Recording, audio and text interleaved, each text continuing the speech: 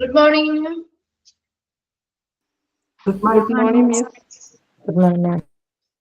Good morning, Miss. Okay, കഴിഞ്ഞ ക്ലാസ്സില് motivation ആയിരുന്നു മിസ് സ്റ്റാർട്ട് ചെയ്തിരുന്നത്. അത് കഴിഞ്ഞ് വാഹിദ മാം എടുത്തായിരുന്നോ? കണ്ടിന്യൂ ചെയ്തായിരുന്നോ? ഇല്ലല്ലോ. ഓക്കെ, നമ്മൾ എവിടെ വരെയാ മോട്ടിവേഷൻ എടുത്തു നിർത്തിയത്?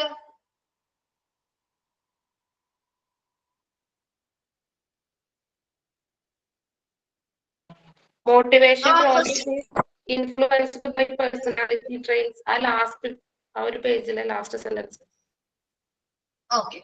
Second point വരെ അല്ലേ? Okay, ശരി.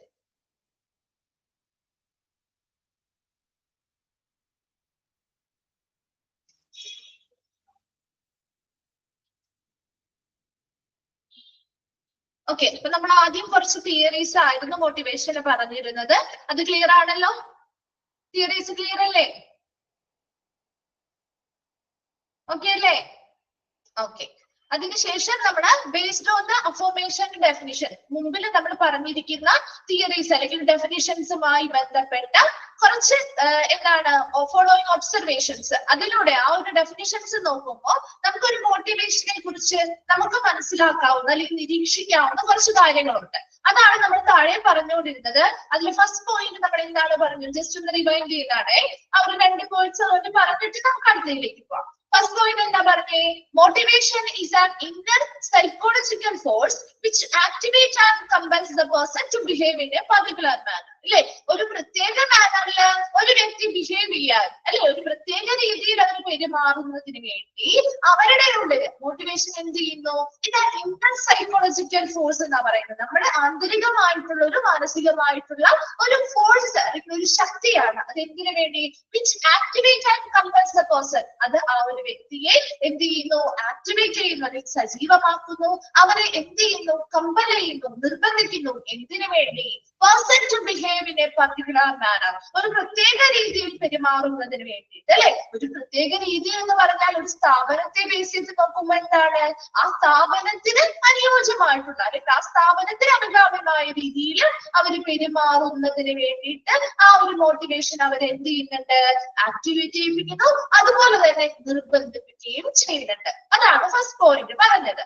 സെക്കൻഡ് പോയിന്റ് പറഞ്ഞത് motivation process is influenced by personality traits, learning abilities, perception and competence of an individual.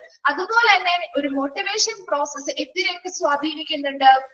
ആ ഒരു വ്യക്തിയുടെ പേഴ്സണാലിറ്റി ട്രേറ്റ്സ്, അല്ലെ അവരുടെ ഒരു വ്യക്തിപരമായിട്ടുള്ള ഒരു വ്യക്തിത്വ സവിശേഷതകളെ, അതുപോലെ തന്നെ ലേണിംഗ് എബിലിറ്റീസ്, അല്ലെ അവരുടെ പഠന ശേഷിയെ, അതുപോലെ പെർസെപ്ഷൻസ് അവരുടെ ധാരണ അല്ലെങ്കിൽ മനസ്സിലാക്കലുകളും ധാരണകളെയും, അതുപോലെ തന്നെ അവരുടെ കഴിവിനെയൊക്കെ എന്ത് ഇൻഫ്ലുവൻസ് ചെയ്യുന്നുണ്ട് അല്ലെങ്കിൽ സ്വാധീനിക്കുന്നുണ്ട്? ഒരു മോട്ടിവേഷൻ സ്വാധീനിക്കുന്നുണ്ട്. ഈ 2 പോയിന്റ്സ് നമ്മൾ ഓൾറെഡി കഴിഞ്ഞ ക്ലാസ്സിൽ പറഞ്ഞതായിരുന്നു. ഇവിടെ വരെയും ഓക്കെ ആണോ? ഓക്കെ അല്ലേ? ഇതൊക്കെ നിങ്ങൾ വായിച്ചൊന്ന് മനസ്സിലാക്കി വെച്ചാൽ മതി കേട്ടോ. വളരെ സിമ്പിൾ ആയിട്ടുള്ള ഭാഗമാണ്. വായിച്ചൊന്ന് മനസ്സിലാക്കി വെച്ചാൽ തന്നെ നിങ്ങൾക്ക് ഏതൊരു ക്വസ്റ്റ്യൻ വന്നാലും എഴുതാൻ പറ്റും കേട്ടോ. നെക്സ്റ്റ് പറയുന്നത് തേർഡ് പോയിന്റ് ആണ് കേട്ടോ. Highly motivated employees work more efficiently and his level of production tends to be higher than others. അല്ലെ, ഒരു നല്ല മോട്ടിവേറ്റഡ് ആയിട്ടുള്ള ഒരു എംപ്ലോയി ആണ് ഒരു സ്ഥാപനത്തിൽ വർക്ക് ചെയ്യുന്നത്. അവർക്ക് നല്ല രീതിയിൽ ഹൈലി മോട്ടിവേറ്റഡ് ആണ്, നല്ല രീതിയിലുള്ള പ്രചോദനങ്ങൾ അവർക്ക് ലഭിക്കുന്നുണ്ട്. അപ്പൊ അവരെങ്ങനെയായിരിക്കും വർക്ക് ചെയ്യുക? മറ്റുള്ളവരെ കമ്പയർ ചെയ്യുമ്പോൾ ഈ മോട്ടിവേറ്റഡ് ആയിട്ടുള്ള, അതായത് ഹൈലി മോട്ടിവേറ്റഡ് ആയിട്ടുള്ള എംപ്ലോയീസ് എങ്ങനെ വർക്ക് ചെയ്യും? വർക്ക് മോർ എഫിഷ്യന്റ്ലി, അല്ലെ നല്ല കൂടുതൽ കാര്യക്ഷമതയോടുകൂടി വർക്ക് ചെയ്യും. And his level of production, അവരുടെ പ്രവർത്തനവുമായി ബന്ധപ്പെട്ട ആ ഒരു ലെവൽ എന്ന് പറയുന്നത് എങ്ങനെയായിരിക്കും? മറ്റുള്ളവരെക്കാളും ഉയരത്തിലായിരിക്കും. ശരിയല്ലേ? ഇപ്പൊ നല്ലൊരു മോട്ടിവേറ്റഡ് ആയിട്ടുള്ള എംപ്ലോയീസ് ആണെങ്കിൽ അവർ നന്നായിട്ട് വർക്ക് ചെയ്യുന്നു, അല്ലെ? അപ്പൊ മറ്റുള്ളവരെ, അതായത് മോട്ടിവേഷൻ കിട്ടാത്ത മറ്റുള്ള സ്റ്റാഫുകളെ അപേക്ഷിച്ച് നോക്കുമ്പോൾ, അല്ലെങ്കിൽ മറ്റുള്ള എംപ്ലോയീസിനെ അപേക്ഷിച്ച് നോക്കുമ്പോൾ ഇവരെങ്ങനെയായിരിക്കും? വളരെ കാര്യക്ഷമമായിട്ട് അവരുടെ ലെവൽ ഓഫ് പ്രൊഡക്ഷൻ, ആ ഒരു ഉത്പാദനക്ഷമതയുടെ ലെവൽ അല്ലെങ്കിൽ നിലവാരം എന്ന് പറയുന്നത് മറ്റുള്ളവരിൽ നിന്നും ഉയർന്നതായിരിക്കും. ക്ലിയർ ആയോ ആ സെന്റൻസ്? ഓരോ സെന്റൻസ് പറയുമ്പോൾ ഡൗട്ട്സ് എന്തെങ്കിലും ഉണ്ടെങ്കിൽ മിസ്സിനോട് ഒന്നുകൂടി റിപ്പീറ്റ് ചെയ്തിട്ട് പറഞ്ഞാൽ മതി കേട്ടോ. ഓക്കെ അല്ലേ? Okay, Then next point, motivation originate from the needs and wants of an individual. ശരിയല്ലേ? ഒരു മോട്ടിവേഷൻ എന്ന് പറയുന്നത് അത് എങ്ങനെയാണ് ആരംഭിക്കുന്നത്? ഒരു വ്യക്തിയുടെ ആവശ്യങ്ങളിൽ നിന്നാണ് ഒരു മോട്ടിവേഷൻ ആരംഭിക്കുന്നത്, അല്ലെ? നമുക്കൊരു ആവശ്യം വരുമ്പോഴാണ് അവിടെ ഒരു മോട്ടിവേഷൻ വേണ്ടത്. ശരിയാണോ? നമുക്കൊരു ആവശ്യം, നമ്മുടെ എന്തോ ആവശ്യമായിക്കോട്ടെ, ആ ഒരു ആവശ്യം വരുമ്പോഴാണ് അവിടെ അവർക്ക് ഒരു മോട്ടിവേഷൻ ആവശ്യമായി വരുന്നത്, അല്ലെ? അതുകൊണ്ട് തന്നെ motivation originate from the needs and wants of an individual. ഒരു വ്യക്തിയുടെ ആവശ്യങ്ങളിൽ നിന്ന് അല്ലെങ്കിൽ ഒരു വ്യക്തിയുടെ നീഡ്സിൽ നിന്നുമാണ് അല്ലെങ്കിൽ വാട്സിൽ നിന്നുമാണ് ഒരു മോട്ടിവേഷൻ ഒറിജിനേറ്റ് ചെയ്യുന്നത്. It is a tension of lacking something in his mind which forces him to work more efficiently. അതായത് അവരുടെ ഒരു ടെൻഷൻ ഓഫ് ലാക്കിംഗ് സംതിങ്, അവരുടെ മനസ്സിൽ തോന്നുകയാണ് എന്തോ ഉണ്ട് അല്ലെങ്കിൽ എന്തോ ഇല്ല എന്നുള്ളൊരു എന്താണ് ഒരു പിരിമുറക്കം അല്ലെങ്കിൽ എന്താ പറയാ ഒരു ടെൻഷൻ. അവർക്ക് എന്തോ ഇല്ല, ലാക്കാണ്. എന്റെ മനസ്സിൽ അവർക്ക് തോന്നുകയാണ് എന്തോ ഒന്ന് ഇല്ലാത്തതിന്റെ ഒരു പിരിമുറക്കം അല്ലെങ്കിൽ എന്തെങ്കിലും ഒന്നും ഇല്ല എന്നൊരു ഫീല് അവർക്ക് വരുമ്പോ അവർക്ക് അതിനനുസരിച്ചൊരു മോട്ടിവേഷൻ കൊടുക്കുകയാണെങ്കിൽ അവരെന്ത് ചെയ്യും? To work more efficiently. ഇപ്പൊ നമുക്ക് എന്താണ് പറയാ, ഇപ്പൊ നമ്മൾ നേരത്തെ ഒരു എക്സാമ്പിൾ കഴിഞ്ഞ ക്ലാസ്സിൽ മിസ് പറഞ്ഞ പോലെ തന്നെ നമുക്കൊരു സാലറിയോ ഇൻക്രിമെന്റോ അല്ലെങ്കിൽ ഒരു ഇൻസെന്റീവോ ഒന്നും നമുക്ക് കിട്ടുന്നില്ല. അപ്പൊ കിട്ടുന്നില്ല, പക്ഷെ നമ്മുടെ മനസ്സിലുണ്ട് നമുക്കതൊന്ന് കിട്ടണം, അത് നമ്മുടെ ആഗ്രഹമാണ്, അല്ലെ? അപ്പൊ അതിനനുസരിച്ച് നമുക്കൊരു മോട്ടിവേഷൻ തരുന്നു. അപ്പൊ നമുക്ക് എന്താ നമ്മുടെ ഫീല് വരിക? ടെൻഷൻ ഓഫ് ലാക്കിംഗ് സംതിങ്, അല്ലെ? നമുക്കതില്ല, എന്തൊരു നമുക്ക് ഉണ്ടെങ്കിൽ നമുക്ക് അവിടെ അതിനെ പറ്റി ഒരു ആഗ്രഹം ഉണ്ടാവും. ഇപ്പൊ നമുക്ക് എന്തെങ്കിലും കാര്യം, ഇപ്പൊ നമുക്ക് നല്ലൊരു സാലറി ഉണ്ട്, നമുക്ക് നമ്മൾ ഉദ്ദേശിച്ചേക്കാളും കൂടുതൽ നമുക്ക് സാലറി കിട്ടുന്നുണ്ട്. അങ്ങനെ സാലറി കിട്ടുമ്പോ അവിടെ പിന്നെ അതിനെ ബേസ് ചെയ്തൊരു ആവശ്യമുണ്ടോ? ഉണ്ടാവോ? ഒരിക്കലും ഉണ്ടാവോ? അന്ന് റിപ്ലൈ ചെയ്യ്, എന്നാലല്ലേ നിങ്ങൾക്ക് മനസ്സിലാവുള്ളൂ. നമുക്ക് നല്ലൊരു സാലറി ഉണ്ട്, നമ്മൾ പ്രതീക്ഷയിൽ കൂടുതൽ സാലറി നമ്മുടെ കമ്പനി നമുക്ക് തരുന്നുണ്ട്.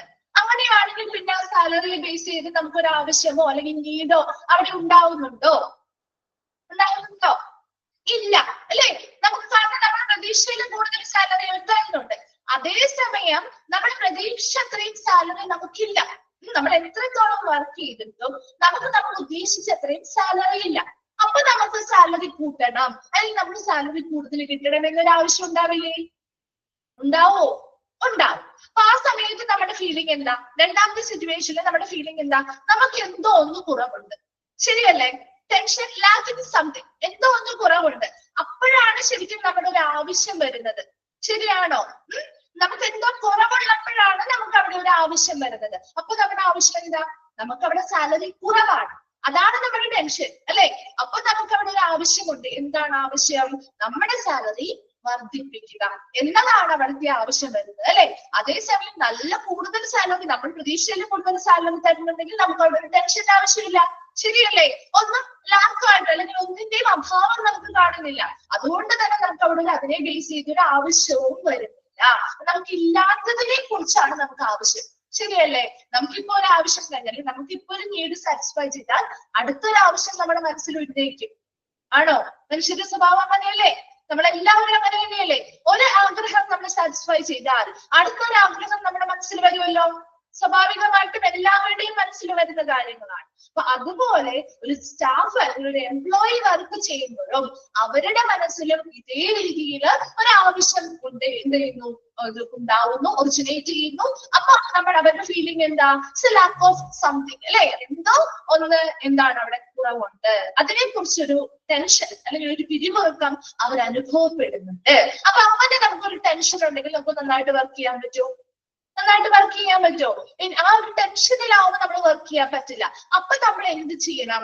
ആ ഒരു നല്ല എംപ്ലോയി ആണ് അവരെങ്കിൽ നമുക്ക് അതിനനുസരിച്ച് മോട്ടിവേഷൻ കൊടുക്കണം, അല്ലെ? അപ്പൊ മോട്ടിവേഷൻ കൊടുക്കുമ്പോൾ അവർക്ക് എന്താ കിട്ടുന്നത്? അവരോട് എന്ത് രീതിയിലുള്ള മോട്ടിവേഷനാണ് കൊടുക്കേണ്ടത്? എന്ത് രീതിയിലുള്ള മോട്ടിവേഷനാ? അവരുടെ ആവശ്യങ്ങൾ സാറ്റിസ്ഫൈ ചെയ്യാൻ പറ്റുന്ന രീതിയിലുള്ളത്, അല്ലെ?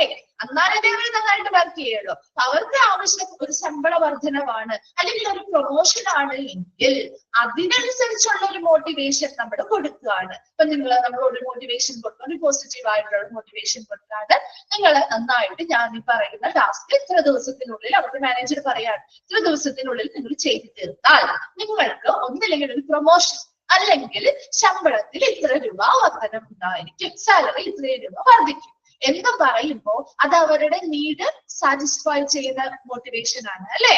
സാറ്റിസ്ഫൈ ചെയ്യാൻ പറ്റുന്ന മോട്ടിവേഷൻ ആണ്. അപ്പൊ അവരെന്ത് ചെയ്യും? നന്നായിട്ട് കാര്യക്ഷമമായിട്ട് വർക്ക് ചെയ്യാൻ ആരംഭിക്കും. ശരിയാണോ? അത് തന്നെയാണ് ആ ഒരു സെന്റൻസിൽ പറഞ്ഞിരിക്കുന്നത്. Motivation originate from the needs and wants of an individual. ഒരു വ്യക്തിയുടെ നീഡ്സ് ആൻഡ് വാണ്ട്സിൽ നിന്നുമാണ് മോട്ടിവേഷൻ ഒറിജിനേറ്റ് ചെയ്യുന്നത്. ആ സന്ദർഭത്തിലാണ് നമുക്ക് മോട്ടിവേഷൻ കൊടുക്കേണ്ടത്. അങ്ങനെ ഒരു വ്യക്തിക്ക് എന്തെങ്കിലും ഒരു ആവശ്യകത വരുന്നു, അപ്പോൾ അവരുടെ മനസ്സിൽ ഫീൽ ചെയ്യുന്നത് എന്താ? ടെൻഷൻ ഓഫ് ലാക്കിംഗ് സംതിങ്, അല്ലെ? അവരുടെ മൈൻഡിൽ ഉണ്ടാവുന്നത് അവർക്ക് എന്തോ ഒന്നിന്റെ കുറവുണ്ട്. ആ ഒരു ടെൻഷൻ അവരെ അലട്ടിക്കൊണ്ടിരിക്കുന്ന സമയത്ത് അവർക്ക് നന്നായിട്ട് വർക്ക് ചെയ്യാൻ പറ്റില്ല. മറിച്ച് നല്ലൊരു മോട്ടിവേഷൻ കൊടുക്കുകയാണെങ്കിൽ which forces him to work more efficiently, വളരെ കാര്യക്ഷമമായിട്ട് അവർക്ക് വർക്ക് ചെയ്യാനായിട്ട് അതിലൂടെ സാധിക്കും. ക്ലിയർ ആയോ? ആ ഒരു പോയിന്റ് മനസ്സിലായോ? Okay. Then next point, motivation is also a process of stimulating and channelizing an energy of an individual for achieving set goals. അതുപോലെ തന്നെ മോട്ടിവേഷൻ എന്ന് പറയുന്ന ഒരു പ്രോസസ്സിലൂടെ എന്തൊക്കെ ചെയ്യാൻ പറ്റുന്നുണ്ട്? ഒരു സെറ്റ് ഗോൾസ്, ഒരു വ്യക്തിക്ക് എന്തെങ്കിലും ഒരു ലക്ഷ്യം അത് അച്ചീവ് ചെയ്യുന്നതിന് വേണ്ടി, നമ്മൾ സെറ്റ് ചെയ്ത് വെച്ചിരിക്കുന്ന ലക്ഷ്യം അച്ചീവ് ചെയ്യാൻ അല്ലെങ്കിൽ നേടിയെടുക്കുന്നതിന് വേണ്ടി ഒരു ഇൻഡിവിജ്വലിനെ ഉത്തേജിപ്പിക്കുകയും അതുപോലെ അവരെ ചാനലൈസിങ് എനർജി, അവരുടെ എനർജി അല്ലെങ്കിൽ അവരുടെ ഊർജം അതിലേക്ക് ചാനലൈസ് ചെയ്യുക എന്ന് പറഞ്ഞാൽ അതിലേക്ക് വഴിതിരിച്ചു വിടുകയും ചെയ്യുന്നതിനും ഒരു മോട്ടിവേഷൻ പ്രക്രിയയിലൂടെ സാധിക്കുന്നുണ്ട്. ഒരു സ്ഥാപനവുമായി ബന്ധപ്പെട്ടത് എപ്പോഴും ഒരു സ്ഥാപനവുമായി ബന്ധപ്പെട്ടു തന്നെയല്ല കേട്ടോ, നമ്മുടെ ഇൻഡിവിജ്വൽ പരമായിട്ടും ഈ ഒരു മോട്ടിവേഷൻ ഒരുപാട് ബെനിഫിറ്റ്സ് നൽകുന്ന ഒരു കാര്യം തന്നെയാണ്. പക്ഷെ നമ്മളിവിടെ കൂടുതലും നമ്മളൊരു സ്ഥാപനവുമായി ബന്ധപ്പെട്ടുള്ള കാര്യങ്ങളാണ് പറയുന്നത്. അതുകൊണ്ടാണ് നമ്മളൊരു സ്ഥാപനത്തിൽ വർക്ക് ചെയ്യുമ്പോൾ നമുക്കൊരു മോട്ടിവേഷൻ നന്നായിട്ട് കിട്ടുമ്പോൾ ശരിക്കും എന്താ, അത് നമ്മളെ സ്റ്റിമുലേറ്റ് ചെയ്യാൻ, അല്ലെ? ആ ഒരു മോട്ടിവേഷൻ കിട്ടുമ്പോൾ നമ്മൾ കുറച്ചും കൂടി എന്ത് ചെയ്യുന്നു? ഉത്തേജിപ്പിക്കുന്നു, അല്ലെ? അല്ലെങ്കിൽ ആക്ടിവേറ്റഡ് ആക്കുന്നു നമ്മളെ. അങ്ങനെ ആക്ടിവേറ്റഡ് ആക്കുമ്പോൾ നമ്മളെ സ്റ്റിമുലേറ്റ് ചെയ്യുന്നുണ്ട് അതിലൂടെ. അപ്പൊ നമ്മൾ എന്ത് ചെയ്യുന്നു? നമ്മുടെ പരമാവധി എനർജി ഉപയോഗിച്ചുകൊണ്ട് എന്തിലേക്ക് വിനിയോഗിക്കും? ആ ഒരു പരമാവധി എനർജി അവർ തന്നിരിക്കുന്ന ആ ഒരു ഗോള് അച്ചീവ് ചെയ്യുന്നതിന് വേണ്ടി ശ്രമിക്കും, അല്ലെ? നമ്മുടെ മുഴുവൻ എനർജി നമ്മൾ എന്തിലേക്ക് ചാനലൈസ് ചെയ്യും, അല്ലെങ്കിൽ എന്തിലേക്ക് തിരിച്ചുവിടും? ആ ഒരു ഗോള്, സെറ്റ് ചെയ്ത് വെച്ചിരിക്കുന്ന ഗോള് അച്ചീവ് ചെയ്യുക അല്ലെങ്കിൽ നേടിയെടുക്കുക. നേടിയെടുത്താൽ മാത്രമേ നമ്മൾ ഉദ്ദേശിച്ച ആ ഒരു റിസൾട്ട് നമുക്ക് കിട്ടുള്ളൂ, അല്ലെ? ആ ഒരു മോട്ടിവേഷൻ തന്നിരിക്കുന്നതിന് എന്ത് ഗോളാണോ സെറ്റ് ചെയ്തിരിക്കുന്നത്, ആ ഗോള് സെറ്റ് ചെയ്തിട്ടുള്ള ഗോള് അച്ചീവ് ചെയ്യാൻ അല്ലെങ്കിൽ നേടിയെടുക്കുന്നതിന് വേണ്ടി ഒരു വ്യക്തിയെ ഉത്തേജിപ്പിക്കുന്നതിനും അതുപോലെ തന്നെ അവരുടെ പൂർണ്ണമായിട്ടുള്ള എനർജിയും ഈ ഒരു ഗോൾ നേടിയെടുക്കുക എന്നതിലേക്ക് വഴിതിരിച്ചു വിടാനും എന്ത് പ്രോസസ്സിലൂടെ സാധിക്കുന്നുണ്ട്? ഒരു മോട്ടിവേഷൻ പ്രോസസ്സിലൂടെ സാധിക്കുന്നുണ്ട്. ക്ലിയർ ആണോ? അപ്പോ ഇനി മനസ്സിലായോ? Okay. Then motivation also plays a crucial role in determining the level of performance. അല്ലെ? എപ്പോഴും ഒരു മോട്ടിവേഷൻ എന്തിലാണ്? ഒരു ക്രൂഷ്യൽ റോൾ, ഒരു പ്രധാന പങ്ക് വഹിക്കുന്നുണ്ട്. എന്തിൽ? Determining the level of performance. ആ ഒരു വ്യക്തിയുടെ പെർഫോമൻസ് ലെവലിനെ നിർണ്ണയിക്കുന്നു. ശരിയല്ലേ? ഒരു മോട്ടിവേറ്റഡ് അല്ലാത്തൊരു വ്യക്തിയാണെങ്കിലും നല്ല മോട്ടിവേറ്റഡ് ആയിട്ടുള്ള വ്യക്തിയാണ്, അവരുടെ പെർഫോമൻസ് ലെവലിൽ വ്യത്യാസമുണ്ട്. ശരിയല്ലേ? ഒരേപോലെയാണ് അവരുടെ പെർഫോമൻസ് ലെവൽ ആയിരിക്കാം? അല്ല, അല്ലെ? വ്യത്യാസം ഉണ്ടായിരിക്കും. അതാണ് അവിടെ പറയുന്നത്. ഒരു മോട്ടിവേഷൻ എന്ന് പറയുന്ന ഒരു പ്രക്രിയ എന്തിന് പ്രധാന പങ്ക് വഹിക്കുന്നതെന്നാ പറഞ്ഞേ? Determining the level of performance. അവരുടെ പെർഫോമൻസ് ലെവലെ നിർണ്ണയിക്കുന്നുണ്ട്. അപ്പൊ നന്നായിട്ട് നല്ല രീതിയിൽ ലെവൽ ഓഫ് പെർഫോമൻസ് ചെയ്യണമെങ്കിൽ അവർക്ക് നല്ല മോട്ടിവേഷൻസ് കൊടുക്കുക. എല്ലാത്തിന്റെയും ബേസിക് തന്നെയാണ്, അല്ലെ? ഏതൊരു പോയിന്റിലും ബേസിക് തന്നെയാണ്. നോക്കി, highly motivated employees will get higher satisfaction which may lead to higher efficiency. അപ്പൊ നല്ല രീതിയിൽ മോട്ടിവേഷൻ കിട്ടിയിട്ടുള്ള ഒരു എംപ്ലോയി ആണെങ്കിൽ will get higher satisfaction, അല്ലേ? അവർക്ക് വളരെ നല്ല രീതിയിൽ ഒരു സംതൃപ്തി അല്ലെങ്കിൽ ഒരു സാറ്റിസ്ഫാക്ഷൻ കിട്ടും. ശരിയല്ലേ?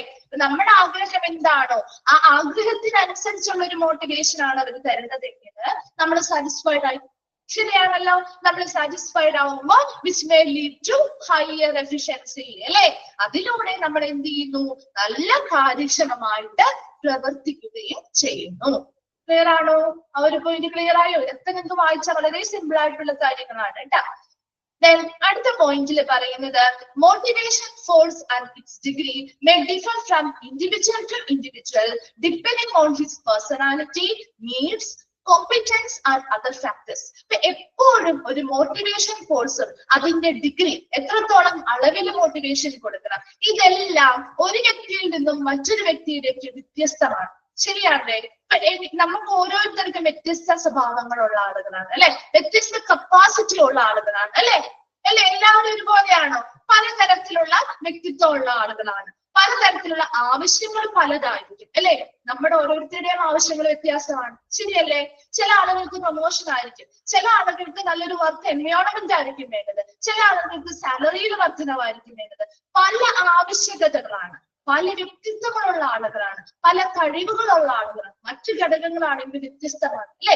അപ്പൊ ഓരോരുത്തരുടെയും ആവശ്യകതകളും വ്യക്തിത്വങ്ങളും അവരുടെ കഴിവുകളും വ്യത്യസ്തമായതുകൊണ്ട് തന്നെ ഓരോരുത്തർക്കും വ്യത്യസ്ത അളവിലുള്ള മോട്ടിവേഷൻസ് ആണ് നമ്മൾ കൊടുക്കേണ്ടത്. എല്ലാവർക്കും ഒരേപോലെയുള്ളത് കൊടുത്താൽ ചിലപ്പോൾ വർക്കാവില്ല. അതാണ് ഇവിടെ പറയുന്നത് മോട്ടിവേഷൻ ഫോഴ്സ് ആൻഡ് ഡിഗ്രി. മോട്ടിവേഷന്റെ ശക്തിയും അതിന്റെ അളവും ഓരോ വ്യക്തിയിൽ നിന്നും വ്യത്യസ്തമാണ്. ഒരു വ്യക്തിയിൽ നിന്നും മറ്റൊരു വ്യക്തിയിലേക്ക് എത്തുമ്പോൾ അത് വ്യത്യസ്തമാണ്. ചിലർക്ക് ചെറിയ രീതിയിൽ ഒരു മോട്ടിവേഷൻ കൊടുത്താൽ മതിയാവും, ചിലർക്ക് നല്ല ഉയർന്ന രീതിയിൽ കണ്ടിന്യൂസ് ആയിട്ട് നമ്മൾ പിന്നാലെ മോട്ടിവേറ്റ്. ചില ആളുകളെ കണ്ടിട്ടില്ലേ, ചിലർക്ക് ചിലപ്പോൾ ഒരു പ്രാവശ്യം ഒന്ന് മോട്ടിവേറ്റഡ് ആക്കി കഴിഞ്ഞാൽ അവർ നന്നായിട്ട് വർക്ക് ചെയ്തോളൂ. ചില ആളുകൾ അങ്ങനെയല്ല, അവർക്ക് തുടർച്ചയായിട്ട് നമ്മൾ മോട്ടിവേഷൻ കൊടുത്തുകൊണ്ടിരിക്കണം. ശരിയല്ലേ? അല്ലെങ്കിൽ അവർ പിന്നെയും പഴയ പഠിപ്പോവും. അപ്പൊ നന്നായിട്ട് എപ്പോഴും ഇങ്ങനെ പറഞ്ഞ് നല്ല രീതിയിൽ ഇങ്ങനെ അവരെ പ്രോത്സാഹിപ്പിച്ചു കൊണ്ടുപോയാൽ മാത്രമേ മുന്നോട്ട് പോകുന്നതാണ്. അതല്ലേ ഓരോരുത്തരുടെയും വ്യത്യസ്തമായിട്ടുള്ള കഴിവുകള്, അവരുടെ വ്യക്തിത്വം അല്ലെ, അതെ അവരുടെ മടി, അങ്ങനെയുള്ള കാര്യങ്ങളൊക്കെ നമ്മുടെ എല്ലാം ഇതിൽ വരുന്നുണ്ട് കേട്ടോ. അപ്പൊ അതെല്ലാം കണക്കിലെടുത്തുകൊണ്ട് ഓരോ വ്യക്തിക്കും വ്യത്യസ്ത അളവിലുള്ള വ്യത്യസ്ത രീതിയിലുള്ള മോട്ടിവേഷൻസ് കൊടുക്കേണ്ടത്. അത് ഓരോ വ്യക്തിയിൽ നിന്നും മറ്റൊരു വ്യക്തിയിലേക്ക് വരുമ്പോൾ വ്യത്യസ്തമാണ് എന്ന് മനസ്സിലാവുക. ക്ലിയർ ആണോ ഒരു പോയിന്റ്? ഓക്കെ.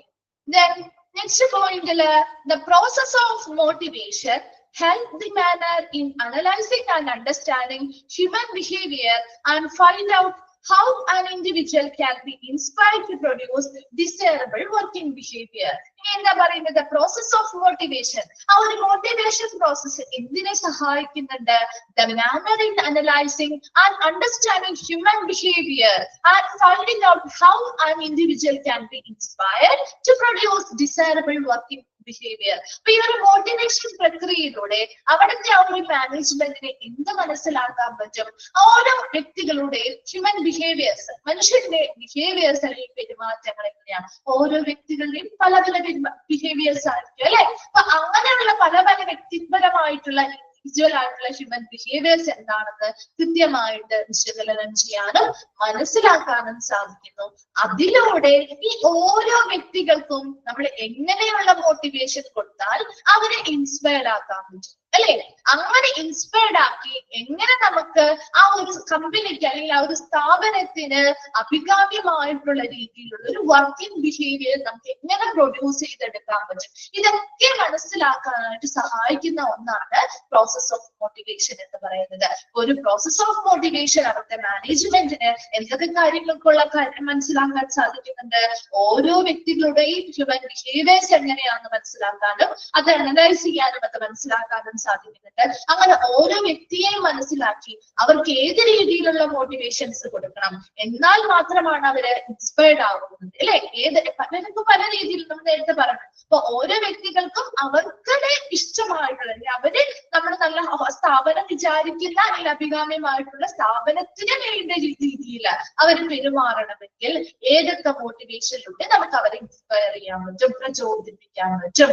അതിലൂടെ നമുക്ക് എങ്ങനെ നമുക്ക് ആ ഒരു കമ്പനിക്ക് അല്ലെങ്കിൽ ആ ഒരു സ്ഥാപനത്തിന് അഭികാമ്യമായിട്ടുള്ള രീതിയിലുള്ള ഒരു വർക്കിംഗ് ബിഹേവിയർ അവരിൽ നിന്ന് കൊണ്ടുവരാൻ സാധിക്കും. ഇതെല്ലാം മനസ്സിലാക്കാൻ പറ്റുന്ന ഒരു പ്രക്രിയ കൂടിയാണ് മോട്ടിവേഷൻ പ്രോസസ് എന്ന് പറയുന്നത്. ക്ലിയർ ആണോ? ദ പ്രോസസ് ഓഫ് മോട്ടിവേഷൻ എന്താണെന്ന് ആ ഒരു സെന്റൻസ് മനസ്സിലായോ?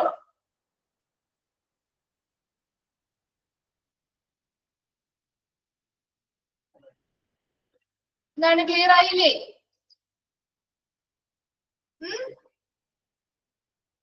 Okay. Then next point, motivation may be positive as well as negative. Motivation രണ്ട് രീതിയിലുണ്ട്. പോസിറ്റീവ് ആയിട്ടുള്ള മോട്ടിവേഷൻ കൊടുക്കാം, അപ്പൊ നെഗറ്റീവ് ആയിട്ടുള്ള മോട്ടിവേഷൻ കൊടുക്കാം. പോസിറ്റീവ് മോട്ടിവേഷൻ ഇൻക്ലൂഡ്സ് ഇൻസെന്റീവുകൾ. അതൊന്ന് അണ്ടർലൈൻ ചെയ്തിട്ടുണ്ടോ? ചോദിക്കാം കേട്ടോ. പോസിറ്റീവ് മോട്ടിവേഷനിൽ വരുന്നവ ഏതൊക്കെയാണ്? നമ്മുടെ ഇൻസെന്റീവുകൾ കിട്ടാറുണ്ട് അല്ലെ. ചില സ്ഥാപനങ്ങളിൽ പറയാറില്ല എനിക്ക് ഇൻസെന്റീവുകളുണ്ട്, സാലറിക്ക് പുറമെ എനിക്ക് ഇൻസെന്റീവ് ഉണ്ട്, അതുപോലെ റിവാർഡുകള് ആൻഡ് അതർ ബെനിഫിറ്റ്സ്, മറ്റ് ബെനിഫിറ്റുകളൊക്കെ നമുക്ക് കിട്ടാറുണ്ട് അല്ലെ. PSI PF അതുപോലെയുള്ള മറ്റ് ബെനിഫിറ്റ്സും കിട്ടാറില്ലേ? ചില സ്ഥാപനങ്ങളിൽ വർക്ക് ചെയ്യുന്ന ആളുകൾക്ക് ഉള്ളതാണ്.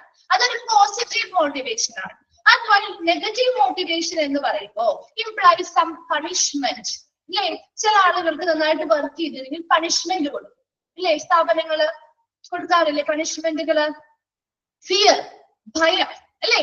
അതുപോലെ യൂസ് ഓഫ് ഫോഴ്സ്, എന്തെങ്കിലും ബലപ്രയോഗങ്ങൾ, ട്രാൻസ്ഫറുകൾ കൊടുക്കാം, അല്ലെങ്കിൽ അവരുടെ ആ ഒരു എന്താണ് പ്രൊമോഷൻ മാറ്റി അവരെ താഴത്തെ പൊസിഷനിലേക്ക് കൊണ്ടുവരാം. ഇങ്ങനെയൊക്കെ പണിഷ്മെന്റുകൾ കൊടുക്കാറുണ്ട് കേട്ടോ. അത് നിങ്ങൾ ഓൾറെഡി ഹ്യൂമൻ എന്താണ് HRM പഠിച്ചിട്ടുണ്ടാവുമല്ലോ, പഠിച്ചിട്ടില്ലേ? അപ്പൊ അതുപോലെയുള്ള കാര്യങ്ങളൊക്കെ ചെയ്യാം. അങ്ങനെയുള്ള അല്ലെങ്കിൽ മറ്റെന്തെങ്കിലും രീതിയിലുള്ള പണിഷ്മെന്റ് അല്ലെങ്കിൽ ശിക്ഷകളോ, അതുപോലെ തന്നെ ഫിയർ പേടിപ്പെടുത്തുക അല്ലെങ്കിൽ ഭയപ്പെടുത്തുക, യൂസ് ഓഫ് ഫോഴ്സ് എന്തെങ്കിലും ബലപ്രയോഗങ്ങൾ നടത്തുക, ഇതെല്ലാം നെഗറ്റീവ് മോട്ടിവേഷനിൽ വരുന്ന കാര്യം. രണ്ട് ടൈപ്പ് ഓഫ് മോട്ടിവേഷൻ ആണ് പ്രധാനമായിട്ട്, positive as well as negative. അല്ലെങ്കിൽ പോസിറ്റീവിൽ ഏതൊക്കെ വരുന്നു, നെഗറ്റീവിൽ ഏതൊക്കെ വരുന്നു എന്ന് മനസ്സിലാക്കി വെക്കുക കേട്ടോ. അത് ചോദിക്കുകയാണെങ്കിൽ ഇന്നതൊക്കെ പോസിറ്റീവിലാണ്, നെഗറ്റീവായി വരുന്നത് കണ്ടറിയാൻ പറ്റുമല്ലോ അല്ലെ. ഒരാൾക്ക് നമുക്ക് നെഗറ്റീവായിട്ട് തോന്നുന്ന കാര്യങ്ങളാണ് നെഗറ്റീവ് മോട്ടിവേഷനിൽ വരുന്നത്, അതറിയാൻ പറ്റുമല്ലോ. ഓക്കെ, ലാസ്റ്റ് പോയിന്റിൽ പറയുന്നത് the process of motivation contributes to and boosts up the morale of the employees and a high degree of motivation may lead to higher morale. എന്താ ഒരു process of motivation? Motivation process എന്തിനെ contribute ചെയ്യുന്നു അല്ലെങ്കിൽ എന്തിനാണ് സംഭാവന ചെയ്യുന്നത്? To and boost the morale of the employees. എംപ്ലോയീസിന്റെ മനോവീര്യം ബൂസ്റ്റ് ചെയ്യാൻ അല്ലെങ്കിൽ വർദ്ധിപ്പിക്കാനായിട്ട് മോട്ടിവേഷൻ പ്രോസസ്സിലൂടെ സാധിക്കുന്നുണ്ടോ? അവരുടെ ഒരു കോൺഫിഡൻസ് ലെവൽ അല്ലെങ്കിൽ അവരുടെ ഒരു മനോവീര്യമൊക്കെ നമുക്ക് മോട്ടിവേഷനിലൂടെ വർദ്ധിപ്പിക്കാൻ സാധിക്കും അല്ലെ. ഇപ്പൊ നമ്മളൊരു ഷൈ ആയിട്ടിരിക്കുന്ന ആളാണ് അല്ലെങ്കിൽ ഒരു സ്റ്റേജ് ഫിയർ ഉള്ള ഒരാളാണ്, നമ്മൾ ഒരുപാട് പേര് മോട്ടിവേറ്റ് ചെയ്യാണ്, നീ ചെയ്താൽ നന്നായിരിക്കും, നിനക്ക് നന്നായിട്ട് ചെയ്യാൻ കഴിയും എന്ന് പറഞ്ഞ് പിന്നാലെ നമ്മളോട് നല്ല രീതിയിൽ ഒരുപാട് പേര് നമ്മളോട് സംസാരിക്കുകയും നമുക്ക് പ്രചോദനം തരികയും ചെയ്യാം. അത് നമ്മുടെ ഒരു കോൺഫിഡൻസ് വർദ്ധിപ്പിക്കോ? നമുക്കത് ചെയ്ത് നോക്കാം, എനിക്ക് പറ്റുമായിരിക്കും എന്നൊരു കോൺഫിഡൻസ് നമ്മളിൽ വർദ്ധിപ്പിക്കും അല്ലെ. അത് തന്നെയാണ് അതിന്റെ ഹൈ ഡിഗ്രി ഓഫ് മോട്ടിവേഷൻ. ഉയർന്ന നിലവാരത്തിലുള്ള ഒരു മോട്ടിവേഷൻ ആണ്. ഒരുപാട് പേരിൽ നിന്ന് നമുക്ക് കിട്ടുകയാണെന്നുണ്ടെങ്കിൽ ഹൈ മൊറൈൻ, അവിടെ നല്ല ഉയർന്ന ഒരു മനോവീര്യം അല്ലെങ്കിൽ ഒരു ഉയർന്ന രീതിയിലുള്ള ഒരു കോൺഫിഡൻസ് ലെവല് അവരിൽ വളർത്തിയെടുക്കാനും അതിനനുസരിച്ച് പെർഫോം ചെയ്യാനും അവർക്ക് സാധിക്കുന്നുണ്ട്. വേഗം ആ പോയിന്റ്സ് ഒന്ന് വായിച്ചു. ഏതെങ്കിലും പോയിന്റ്സ് ഡൗട്ട് ഉണ്ടെങ്കിൽ മെസ്സേജ് ചോദിക്കാം കേട്ടോ. വായിച്ച് കഴിയുമ്പോൾ ഒന്ന് റിപ്ലൈ ചെയ്യണേ.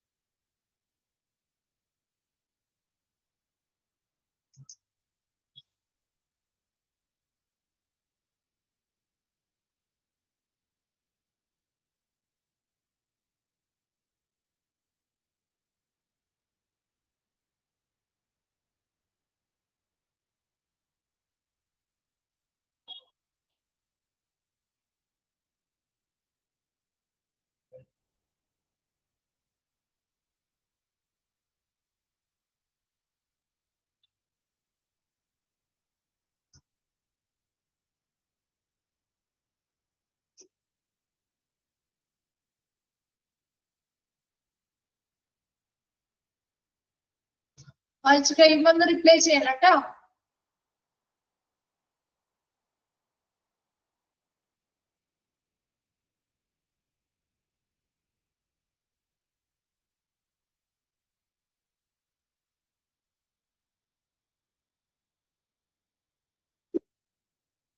ക്ലിയർ ആണോ?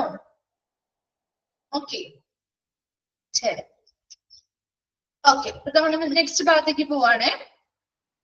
നെക്സ്റ്റ് വണ്ണാണ് ക്യാരക്ടറിസ്റ്റിക് ഫീച്ചേഴ്സ് ഓഫ് മോട്ടിവേഷൻ. ഒരു മോട്ടിവേഷന്റെ പ്രധാനപ്പെട്ട സവിശേഷതകൾ. 4 പോയിന്റ്സ് ഉള്ളൂ. ആ 4 നിങ്ങളൊന്ന് പഠിച്ചു വെച്ചേക്കണം കേട്ടോ. ഇൻക്ലൂഡഡ് ആയത് ഏത് അല്ലെങ്കിൽ ഇൻക്ലൂഡഡ് അല്ലാത്തത് ഏത് എന്ന രീതിയിൽ ചോദ്യം വരാം. അപ്പൊ അതുകൊണ്ട് അതൊന്ന് ഇമ്പോർട്ടന്റ് ആണെന്ന് എഴുതി വെച്ചേക്കണേ. Characteristic features of motivation. ഒരു മോട്ടിവേഷന്റെ പ്രധാനപ്പെട്ട 4 സവിശേഷതകൾ നമ്മൾ പറഞ്ഞ കാര്യങ്ങൾ തന്നെയാണ്.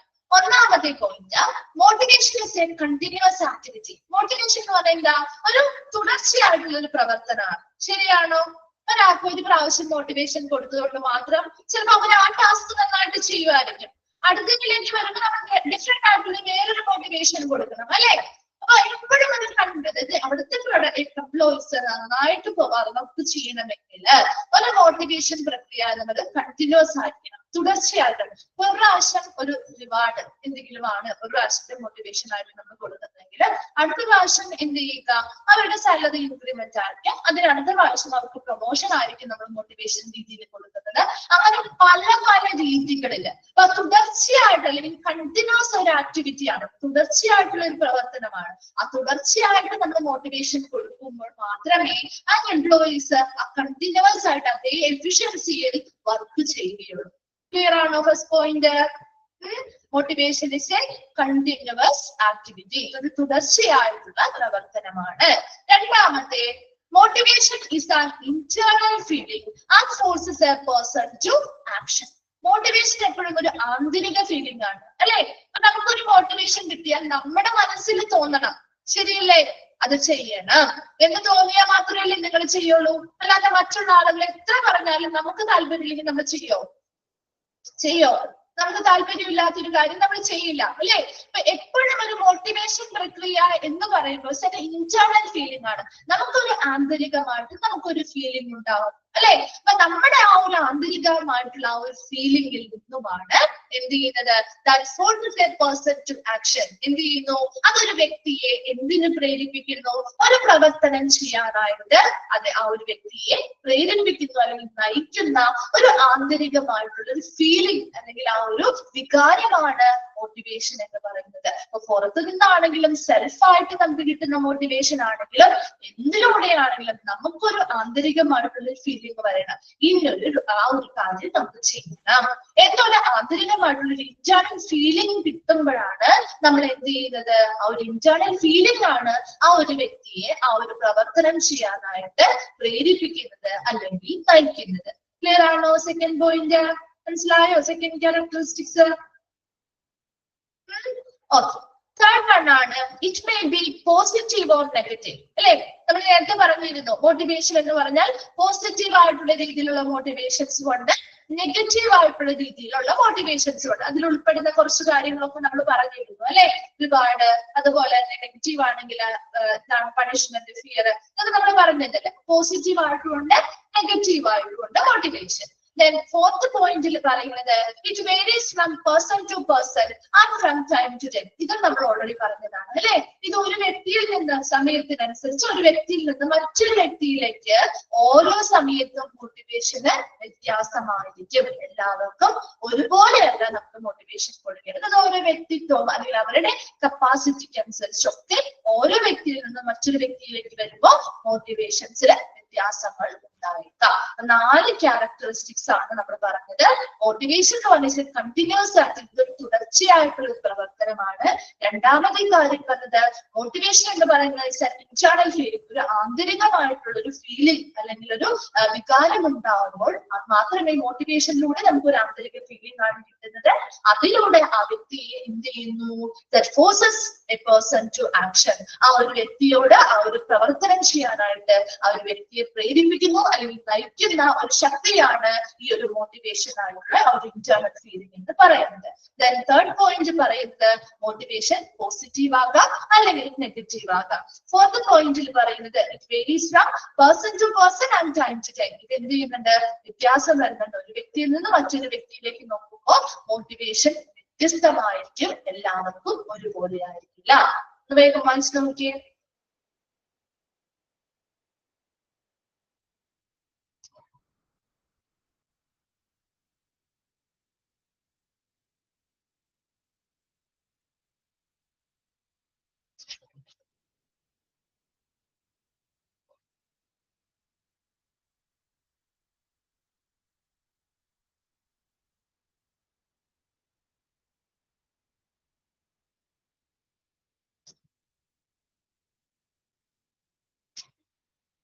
ആണോ?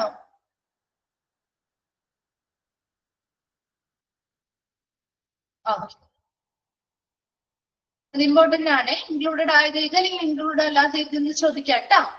നോട്ട് ചെയ്ത് വെക്കണേ. ഓക്കെ, നെക്സ്റ്റ് ഭാഗത്തേക്ക് പോട്ടെ സർ.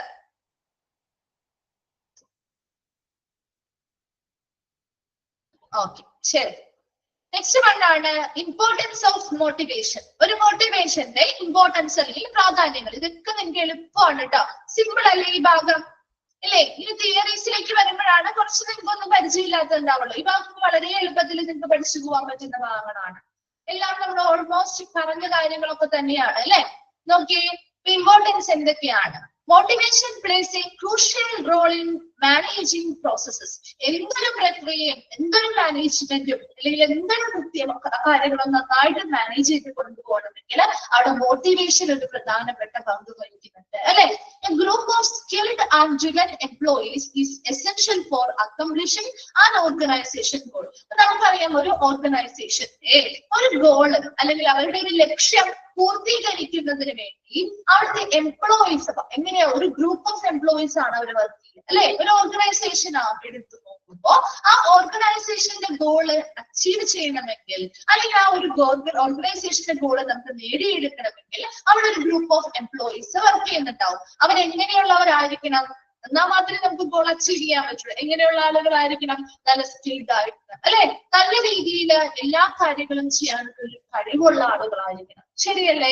അൺഡ്രിവൺ എംപ്ലോയീസ് അതുപോലെ തന്നെ നല്ലൊരു പ്രോത്സാഹനം അല്ലെങ്കിൽ ഒരു പ്രേരണ കിട്ടി. ഡ്രിവൺ എംപ്ലോയീസ് ആണ് ശരിക്കും മോട്ടിവേറ്റഡ് ആയിട്ടുള്ള എംപ്ലോയീസ് എന്നാണ് ഉദ്ദേശിക്കുന്നത് കേട്ടോ. അപ്പൊ നല്ല ഒരു മോട്ടിവേഷൻ അല്ലെങ്കിൽ നല്ലൊരു പ്രേരണ അല്ലെങ്കിൽ നല്ലൊരു പ്രചോദനം കിട്ടിയ എംപ്ലോയീസ് ആണെങ്കിൽ ഇസ് എസെൻഷ്യൽ. അത് വളരെ അനിവാര്യമാണ്. എന്തിനു വേണ്ടി? For accomplishing an organization goal. ഒരു ഓർഗനൈസേഷന്റെ ഗോള് നേടിയെടുക്കണമെങ്കിൽ അവിടെയുള്ള ഗ്രൂപ്പ് ഓഫ് എംപ്ലോയീസ് എങ്ങനെയുള്ളവരായിരിക്കണം? നല്ല കഴിവുള്ളവരും അതുപോലെ തന്നെ മോട്ടിവേറ്റഡ് ആയിട്ടുള്ള എംപ്ലോയീസും ആയിരിക്കണം. വേണ്ടേ? അത് തന്നെയല്ലേ നമ്മൾ ഇത്രയും നേരം പറഞ്ഞുകൊണ്ടിരുന്നത് അല്ലെ. It's only through the motivation process they contribute maximum two accomplishing objectives. അപ്പൊ നല്ല മോട്ടിവേഷൻ പ്രോസസ്സിലൂടെ മാത്രമേ contribute maximum two accomplishing objectives. ആ ഒരു ഓർഗനൈസേഷന്റെ ഒബ്ജക്റ്റീവ്സ് അല്ലെങ്കിൽ ലക്ഷ്യങ്ങൾ നേടിയെടുക്കുന്നതിന് വേണ്ടിയിട്ട് മാക്സിമത്തിൽ അവർ വളരെ മാക്സിമത്തിൽ പെർഫോം ചെയ്യണമെങ്കിൽ അത് എന്തിലൂടെ മാത്രമേ പറ്റുള്ളൂ? നല്ല മോട്ടിവേഷൻ പ്രോസസ്സ് കൊടുത്തതിലൂടെ മാത്രമേ നമുക്ക് അവരുടെ ആ ഒരു ലക്ഷ്യങ്ങൾ നേടിയെടുക്കാൻ സാധിക്കുകയുള്ളൂ. അതിനുവേണ്ടി നന്നായിട്ട് എംപ്ലോയീസ് വർക്ക് ചെയ്യണമെങ്കിൽ അവിടെ പ്രാധാന്യമുള്ള ഒരു പ്രോസസ്സാണ് മോട്ടിവേഷൻ എന്ന് പറയുന്നത്. അപ്പൊ നല്ല മോട്ടിവേഷൻസ് കൊടുത്താൽ നല്ല രീതിയിൽ എംപ്ലോയീസ് മാക്സിമത്തിൽ അവരുടെ മാക്സിമം കഴിവ് അവർ പെർഫോം ചെയ്യും. അതിനനുസരിച്ച് ആ സ്ഥാപനത്തിന്റെ ഗോൾസ് എല്ലാം നമുക്ക് നേടിയെടുക്കാനും സാധിക്കും. ക്ലിയർ ആണോ? ഒരു ഭാഗം മനസ്സിലായില്ലേ? ഓക്കെ, ഇനി അതുമായി ബന്ധപ്പെട്ട കുറച്ച് പോയിന്റ്സ് ആണ്. First point, highly motivated employees make optimal use of available resources for achieving objectives. ഇപ്പൊ നമ്മൾ നേരത്തെ പറഞ്ഞ പോലെ തന്നെ നേരത്തെ പറഞ്ഞ കാര്യങ്ങൾ തന്നെയാണ്. നല്ല ഒബ്ജക്റ്റീവ്സ് അല്ലെങ്കിൽ ആ ഓർഗനൈസേഷന്റെ ഒബ്ജക്റ്റീവ്സ് അല്ലെങ്കിൽ ആ ഒരു ലക്ഷ്യങ്ങൾ അച്ചീവ് ചെയ്യണം അല്ലെങ്കിൽ നേടിയെടുക്കണമെങ്കിൽ അവിടെയുള്ള അവൈലബിൾ ആയിട്ടുള്ള എല്ലാ റിസോഴ്സുകളും അല്ലെ, അവൈലബിൾ ആയിട്ടുള്ള എല്ലാ റിസോഴ്സുകളും അല്ലെങ്കിൽ വിഭവങ്ങളും പരമാവധി ഉപയോഗിച്ചുകൊണ്ട് നല്ല രീതിയിൽ വർക്ക് ചെയ്യണമെങ്കിൽ അത് എങ്ങനെയുള്ള എംപ്ലോയീസ് ആയിരിക്കണം? ഹൈലി മോട്ടിവേറ്റഡ് എംപ്ലോയീസ് ആണ് അല്ലെ. അപ്പൊ ഹൈലി മോട്ടിവേറ്റഡ് ആയിട്ടുള്ള എംപ്ലോയീസ് ആണെങ്കിൽ എങ്കിൽ അവർ ആ ഒരു സ്ഥാപനത്തിലെ പരമാവധി വിഭവങ്ങൾ ഉപയോഗിച്ച് മാക്സിമം വർക്ക് ചെയ്യുകയും അവിടുത്തെ ഒബ്ജക്റ്റീവ്സ്, ആ ഒരു ഓർഗനൈസേഷന്റെ ഒബ്ജക്റ്റീവ്സ് അല്ലെങ്കിൽ ലക്ഷ്യങ്ങൾ പൂർത്തീകരിക്കുകയും ചെയ്യുന്നു. രണ്ടാമത്തെ പോയിന്റിൽ പറയുന്നത് motivation is directly related to the level of efficiency. ഒരു വ്യക്തിയുടെ കാര്യക്ഷമതയുമായിട്ട് നേരിട്ട് എന്തിന് ബന്ധമുണ്ട്? മോട്ടിവേഷന് ബന്ധമുണ്ട്. മോട്ടിവേഷന് ബന്ധമുണ്ടോ? ഒരു വ്യക്തി എത്ര കാര്യക്ഷമമായിട്ട് വർക്ക് ചെയ്യണം, അവരുടെ ലെവൽ ഓഫ് എഫിഷ്യൻസി, കാര്യക്ഷമതയുടെ ആ ഒരു നിലവാരവുമായിട്ട് മോട്ടിവേഷൻ ഡയറക്ട്ലി കണക്റ്റഡ് ആണെന്നാ പറയുന്നത്. ശരിയല്ലേ? നേരിട്ട് കണക്റ്റഡ് ആണ് അല്ലെ? നല്ല മോട്ടിവേഷൻ കിട്ടിയാൽ അവർ നന്നായിട്ട് എന്ത് ചെയ്യും? കാര്യക്ഷമമായിട്ട് പ്രവർത്തിക്കും. അല്ല എങ്കിലോ അവരധികം നല്ല രീതിയിൽ പെർഫോം ചെയ്യുന്നില്ല. അപ്പൊ നേരിട്ടൊരു കണക്ഷൻ ഇല്ലേ അവിടെ? ഉണ്ടോ? ഉണ്ട് അല്ലെ? അത് തന്നെ പറയുന്നത്. Then third point il parayunnathu highly motivated employees make full use of their energy and other abilities to raise the existing level of efficiency. Ni endha moonamathe point panne?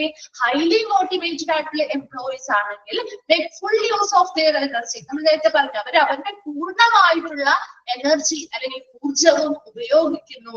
and other abilities, അവരുടെ പൂർണ്ണമായിട്ടുള്ള energy മാത്രമല്ല, അവരുടെ മറ്റെല്ലാ കഴിവുകളും പൂർണ്ണമായിട്ട് അല്ലെങ്കിൽ full ആയിട്ട് maximum അവർ ഉപയോഗിക്കുകയും to raise the existing level of efficiency, അവരുടെ നിലവിലുള്ള കാര്യക്ഷമതയെ വർദ്ധിപ്പിക്കുകയും ചെയ്യുന്നു. അവരുടെ എഫിഷ്യൻസി വർദ്ധിപ്പിക്കുന്നതിന് വേണ്ടിയിട്ട് അവരെന്ത് ചെയ്യും? നല്ല മോട്ടിവേറ്റഡ് ആയിട്ട് എംപ്ലോയീസ് ആണെങ്കിൽ അവരുടെ പൂർണ്ണമായിട്ടുള്ള ഫുൾ എനർജിയും കഴിവുകളും ഉപയോഗിച്ച് നല്ല കാര്യക്ഷമമായിട്ട് പ്രവർത്തിക്കും. Then next point il highly motivated would make the goal directed efforts. They are more committed and cooperative for achieving organizational objectives. അതുപോലെ തന്നെ ഒരു highly motivated ആയിട്ടുള്ള ഒരു എംപ്ലോയി ആണെങ്കിൽ would make a goal directed effort ആണ്. അവരെങ്ങനെയുള്ള പ്രവർത്തനമായിരിക്കും കാഴ്ചവെക്കുക? ഒരു ലക്ഷ്യബോധത്തോടു കൂടിയുള്ളത് അല്ലെ? ആ ഒരു എന്തെങ്കിലും ഒരു പർട്ടിക്കുലർ ലക്ഷ്യം ഉണ്ടാവും, അല്ലെങ്കിൽ അവർ ആ ഒരു ഓർഗനൈസേഷൻ സെറ്റ് ചെയ്തിട്ടുള്ള ഒരു ഗോൾ ഉണ്ടാവും. ആ ഒരു ഗോൾ നേടിയെടുക്കുക എന്തൊരു ലക്ഷ്യമായിരിക്കില്ല അവരുടെ മൈൻഡിൽ ഉണ്ടാവുക അല്ലെ? അങ്ങനെ ആ ഒരു ഗോൾ ഡയറക്റ്റഡ് എഫേർട്ട്, ആ ഒരു ലക്ഷ്യബോധത്തോടു കൂടിയുള്ള ഒരു പരിശ്രമമായിരിക്കും ഒരു ഹൈലി മോട്ടിവേറ്റഡ് എംപ്ലോയീസ് കാഴ്ചവെക്കുക. And they are more committed. എങ്ങനെയായിരിക്കും അവർ പെർഫോം ചെയ്യുക? അവർ കുറച്ചും കൂടി പ്രതിബദ്ധതയുള്ളവരായിരിക്കും അല്ലെ? കമ്മിറ്റ്മെന്റ് ഉള്ളവരായിരിക്കും. ആൻഡ് കോപ്പറേറ്റീവ്, മറ്റുള്ളവരോടും കൂടി നല്ല രീതിയിൽ സഹകരിച്ച് നല്ല രീതിയിൽ ഒരു കമ്മിറ്റഡ് ആയിട്ട് നല്ല രീതിയിൽ ഒരു സഹകരണത്തോടു കൂടി നല്ല രീതിയിൽ എന്ത് ചെയ്ത് കമ്മിറ്റ്മെന്റോട് കൂടി പ്രവർത്തിച്ച് ആ ഒരു ഓർഗനൈസേഷന്റെ ഒബ്ജക്റ്റീവ്സ് നേടിയെടുക്കുക അല്ലെങ്കിൽ പൂർത്തിയാക്കുക എന്നൊരു മനോഭാവത്തോടു കൂടി പ്രവർത്തിക്കുന്ന ആളുകളായിരിക്കും അവിടുത്തെ ഹൈലി മോട്ടിവേറ്റഡ് എംപ്ലോയീസ് എന്ന് പറയുന്നത്. അപ്പൊ എപ്പോഴും ഹൈലി മോട്ടിവേറ്റഡ് ആയിട്ടുള്ള എംപ്ലോയീസ് ആണെങ്കിൽ അവർക്ക് ഏത് ഗോളാണോ അച്ചീവ് ചെയ്യേണ്ടത് ആ ഓർഗനൈസേഷന്റെ ആ ഗോളിന് വേണ്ടി അവരെന്ത് ചെയ്യുന്ന ഒരു ഗോൾ ഡയറക്റ്റഡ് എഫേർട്ട് ആയിരിക്കും. ആ ഒരു ലക്ഷ്യബോധത്തോടു കൂടിയുള്ള ലക്ഷ്യം പൂർത്തീകരിക്കണം എന്ന രീതിയിലുള്ള ഒരു മോട്ടിവേറ്റഡ് ആയിട്ടുള്ള എംപ്ലോയി ആണെങ്കിൽ എന്ന രീതിയിലായിരിക്കും പെരുമാറുക. അതുപോലെ തന്നെ അവർ ഹൈലി കമ്മിറ്റഡ് ആയിരിക്കും, ആ ഒരു സ്ഥാപനത്തോട് വളരെ പ്രതിബദ്ധതയുള്ള ആളുകളായിരിക്കും.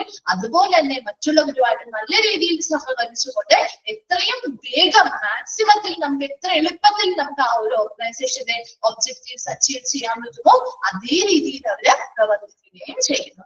Then next പറയുന്നത് highly motivated employees are more loyal and sincere and want to remain with the organization for a longer period of time. These factors help reduce absenteeism and labor turnover. നല്ല motivation കൊടുക്കുന്ന ഒരു സ്ഥാപനം ആണ് ആ ഒരു motivation കൊടുക്കുന്നത് അല്ലെ? അപ്പൊ ആ ഒരു സ്ഥാപനം നന്നായിട്ട് മോട്ടിവേഷൻ അവിടുത്തെ എംപ്ലോയീസിന് നൽകുന്നുണ്ട്. അങ്ങനെ നൽകുമ്പോൾ ആ എംപ്ലോയീസിന് അവിടെ ഒരു മടുപ്പ് വരുന്നുണ്ടോ? ആ ഒരു സ്ഥാപനത്തിൽ വർക്ക് ചെയ്യാൻ ഒരു മടുപ്പ് വരുന്നില്ല. അവർക്ക് എനർജി ആക്റ്റീവായിട്ട് വർക്ക് ചെയ്യാനുള്ള മോട്ടിവേഷൻസ് അവരുടെ സ്ഥാപനം കൊടുക്കുന്നുണ്ട് അല്ലെ? അതുകൊണ്ട് തന്നെ മോർ ലോയൽ ആൻഡ് സിൻസിയർ എന്തായിരിക്കും? വളരെ വിശ്വസ്തതയുള്ളവരും ആത്മാർത്ഥതയുള്ളവരായിരിക്കും ഇവിടുത്തെ എംപ്ലോയീസ്. ശരിയല്ലേ? അവർക്ക് ആവശ്യമുള്ള കാര്യങ്ങളൊക്കെ അവരുടെ സ്ഥാപനം ചെയ്തു കൊടുക്കുന്നുണ്ട്. അപ്പൊ നമുക്ക് ആ ഒരു സ്ഥാപനത്തോട് വിശ്വസ്തതയും ആത്മാർത്ഥതയും തോന്നും. ആണോ? നമ്മൾ വർക്ക് ചെയ്യുന്ന ഒരു സ്ഥാപനത്തിൽ നമുക്ക് ആവശ്യമുള്ളതൊക്കെ നമ്മൾ പറയാതെ തന്നെ അവർ തരുന്നുണ്ട്. അപ്പൊ പിന്നെ നമുക്ക് ആ ഒരു സ്ഥാപനത്തോട് ഇഷ്ടവും സ്നേഹവും ഒക്കെ ഉണ്ടാവും. അതുകൊണ്ട് തന്നെ നമ്മൾ ആ ഒരു വിശ്വസ്തയോടുകൂടി അവിടെ പ്രവർത്തിക്കും. ശരിയല്ലേ? ആത്മാർത്ഥതയോടുകൂടി പ്രവർത്തിക്കും. അതല്ല, അത് തന്നെയാ പറയുന്നത്. നോക്കി, and want to remain with the organization for longer period of time. അതുപോലെ തന്നെ ആ ഒരു എംപ്ലോയി ആഗ്രഹിക്കുന്നത് എന്തായിരിക്കും? ആ ഒരു സ്ഥാപനത്തില് കുറച്ചധികം നാള് അവിടെ തന്നെ നിൽക്കണമെന്നായിരിക്കും ആഗ്രഹിക്കുക, അല്ലെ? ആ സ്ഥാപനത്തിന് പോകണമെന്ന് ആരെങ്കിലും ആഗ്രഹിക്കോ? അങ്ങനെ നല്ലൊരു സ്ഥാപനമാണെങ്കിൽ ആഗ്രഹിക്കോ? ഇല്ല. അവിടെ തന്നെ ദീർഘകാലം നിൽക്കണമെന്നായിരിക്കും, അല്ലെ, അവിടെ ആഗ്രഹിക്കുക. അതുകൊണ്ട് തന്നെ ഇതിലൂടെ ഫാക്ടേഴ്സ് ഹെൽപ്പ് റെഡ്യൂസ് എന്തൊക്കെ കാര്യങ്ങൾ കുറയ്ക്കാൻ പറ്റും? ആബ്സെന്റിസം കുറയ്ക്കാൻ പറ്റും. നമ്മുടെ സ്കൂളിലൊക്കെ പോകുമ്പോൾ നമുക്ക് ഇഷ്ടപ്പെടാത്ത ക്ലാസ് ആണെങ്കിൽ, ഇഷ്ടപ്പെടാത്ത കാര്യങ്ങളൊക്കെ ആണെങ്കിൽ നമ്മൾ അന്നത്തെ ദിവസം ലീവ് എടുക്കും. ശരിയല്ലേ? അല്ലെങ്കിൽ ഒരുപാട് പഠിക്കാനുണ്ട് ഇതൊക്കെയാണെങ്കിൽ നമ്മൾ ലീവ് എടുക്കാറില്ലേ? അപ്പൊ ഇവിടെ നന്നായിട്ട് ഇവിടുത്തെ എംപ്ലോയീസിന് എന്താ, അവർക്ക് പുതിയ പുതിയ മോട്ടിവേഷൻസ് അവരുടെ സ്ഥാപനങ്ങൾ നൽകാൻ. അപ്പൊ അവർക്ക് അവിടെ ഒരു മടുപ്പില്ല. അതുകൊണ്ടാണ് നമുക്ക് മടി വരുമ്പോഴാണ് നമ്മൾ ലീവ് എടുക്കുന്നത്, അല്ലെ? അല്ലെ? സ്കൂളിലൊക്കെ പഠിക്കുമ്പോൾ നമുക്ക് മടി വരുമ്പോഴേ നമ്മൾ ലീവ് എടുക്കുന്നത്, എന്തെങ്കിലുമൊക്കെ കള്ളം പറഞ്ഞ് ലീവ് എടുക്കും, അല്ലെ? ഇവിടെ എന്താണ്, അവർക്കൊരു മടുപ്പ് അനുഭവപ്പെടുന്നില്ല. അതുകൊണ്ട് തന്നെ റെഡ്യൂസ് ആബ്സെന്റിസം, അവരുടെ ആ ഒരു ഹാജർ നിലവാരം ഇവിടെ കുറയുന്നുണ്ടോ? എല്ലാ ദിവസവും ആ സ്ഥാപനത്തിലേക്ക് പോകാനാണ് താല്പര്യം, അല്ലെ? അതുകൊണ്ട് തന്നെ അവിടെ ആ ഒരു അബ്സെന്റിസം നമുക്ക് എന്ത് ചെയ്യാൻ പറ്റും? ഇതിലൂടെ കുറയ്ക്കാൻ പറ്റും. ആ ലേബർ ടേൺ ഓവർ എന്ന് വെച്ചാൽ എന്താ, തൊഴിലാളികൾ പിരിഞ്ഞു പോകുന്നത് കുറയ്ക്കാൻ പറ്റും. പറ്റില്ലേ? കാരണം ഓരോ തൊഴിലാളിക്കും അവിടെ തന്നെ നിൽക്കണം എന്നാണ് ആഗ്രഹം. അപ്പൊ അതുകൊണ്ട് സ്വാഭാവികമായിട്ടും ഒരിക്കലും അവർ അവിടുന്ന് പോവാൻ താല്പര്യം കാണിക്കില്ല, അല്ലെ? ഇപ്പൊ ശമ്പളം അല്ലെങ്കിൽ എന്തെങ്കിലും ചെറിയ രീതിയിലുള്ള പ്രശ്നങ്ങളാണെങ്കിൽ പോലും അവിടെ തന്നെ മെയിൻറ്റെയിൻ ചെയ്തിട്ട് നമുക്ക് നിൽക്കാം എന്ന രീതിയായിരിക്കും അവരുടെ മൈൻഡിൽ തോന്നുക. അതുകൊണ്ട് ഈ ഒരു നല്ല മോട്ടിവേഷൻ കൊടുക്കുന്നതിലൂടെ എപ്പോഴും അവിടുത്തെ എംപ്ലോയീസ് നല്ല സിൻസിയർ ആയിട്ടും ലോയൽ ആയിട്ടും, അല്ലെ, നല്ല വിശ്വസ്തയോടുകൂടി പെരുമാറുകയും അതിലൂടെ കുറെ നാൾ അവിടെ ദീർഘകാല നാളുകള് അവിടെ തന്നെ തുടരണം എന്ന് അവർക്ക് ഒരു ചിന്തയുണ്ടാവുകയും അതിലൂടെ ആ ഒരു സ്ഥാപനത്തിൽ ഉണ്ടാവുന്ന ആബ്സെന്റിസം കുറയ്ക്കാൻ പറ്റും. അതുപോലെ ലേബർ ടേൺ ഓവർ, ഒരുപാട് പേര് അവിടുന്ന് തൊഴിലാളികൾ പിരിഞ്ഞു പോകുന്നതൊക്കെ കുറയ്ക്കാനായിട്ട് ഈ ഹൈലി മോട്ടിവേഷൻസ് നന്നായിട്ട് കൊടുക്കുന്ന ഒരു പ്രോസസ്സിലൂടെ സാധിക്കുന്നുണ്ട്. ക്ലിയറാണല്ലോ? Then next point, motivation is considered as a backbone of good industrial relation. നല്ലൊരു ഇൻഡസ്ട്രിയൽ റിലേഷൻ അവിടുത്തെ സ്ഥാപനങ്ങൾ തമ്മിൽ, അവിടുത്തെ സ്ഥാപനങ്ങൾക്കിടയിലായിക്കോട്ടെ, അല്ലെങ്കിൽ അവിടുത്തെ മാനേജേഴ്സും അവരുടെ എംപ്ലോയീസിന് ഇടയിലായിക്കോട്ടെ, നല്ലൊരു ഇൻഡസ്ട്രിയൽ റിലേഷൻഷിപ്പ് ഉണ്ടാക്കിയെടുക്കുന്നതിന്റെ ഒരു ബാക്ക് ബോൺ അല്ലെങ്കിൽ നട്ടലായിട്ട് നമുക്ക് എന്ത് കൺസിഡർ ചെയ്യാൻ പറ്റും? മോട്ടിവേഷൻ കൺസിഡർ ചെയ്യാൻ പറ്റും. അപ്പൊ നല്ലൊരു മാനേജറാണ്, നല്ല മോട്ടിവേഷൻസ് തരുന്ന ഒരു മാനേജ്മെന്റ് ആണ് ഒരു സ്ഥാപനത്തിലുള്ളതെങ്കിൽ അവിടുത്തെ എംപ്ലോയീസുമായിട്ട് അവർക്ക് നല്ലൊരു റിലേഷൻഷിപ്പ് കീപ്പ് ചെയ്യാൻ പറ്റും, അല്ലെ? അത് തന്നെയാണ്. അപ്പൊ അവിടുത്തെ ആ ഒരു മാനേജ്മെന്റും അവിടുത്തെ എംപ്ലോയീസും ഒക്കെ തമ്മിൽ നല്ലൊരു റിലേഷൻഷിപ്പ്, ഒരു ഇൻഡസ്ട്രിയൽ റിലേഷൻ കീപ്പ് ചെയ്യണമെങ്കിൽ അതിന് എന്ത് സഹായിക്കുന്നുണ്ട്? ഒരു നട്ടൽ അല്ലെങ്കിൽ ഒരു ബാക്ക് ബോൺ ആയിട്ട് മോട്ടിവേഷൻ പ്രവർത്തിക്കുന്നുണ്ട്. ലാസ്റ്റ് പോയിന്റിൽ പറയുന്നത്, effectively motivated employees get more job satisfaction and carry high morale. നല്ല എഫക്റ്റീവ് ആയിട്ടുള്ള ഒരു മോട്ടിവേറ്റഡ് ആയിട്ടുള്ള ഒരു എംപ്ലോയി ആണെങ്കിൽ അവർക്ക് ആ ഒരു ജോലിയിൽ വളരെ സംതൃപ്തരാണ് അവർ, അല്ലെ? അവരുടെ ആ ഒരു ജോലി ചെയ്ത് തീർത്താൽ അവർക്ക് ആ പറഞ്ഞിരിക്കുന്ന മോട്ടിവേഷനിൽ പറഞ്ഞിരിക്കുന്ന കാര്യം അവരുടെ നീഡ്സ് അവർ സാറ്റിസ്ഫൈ ചെയ്യാൻ പറ്റുന്നുണ്ട്. അതുകൊണ്ട് തന്നെ അവർ കൂടുതൽ ആ ജോലിയിൽ സംതൃപ്തരുമാണ്.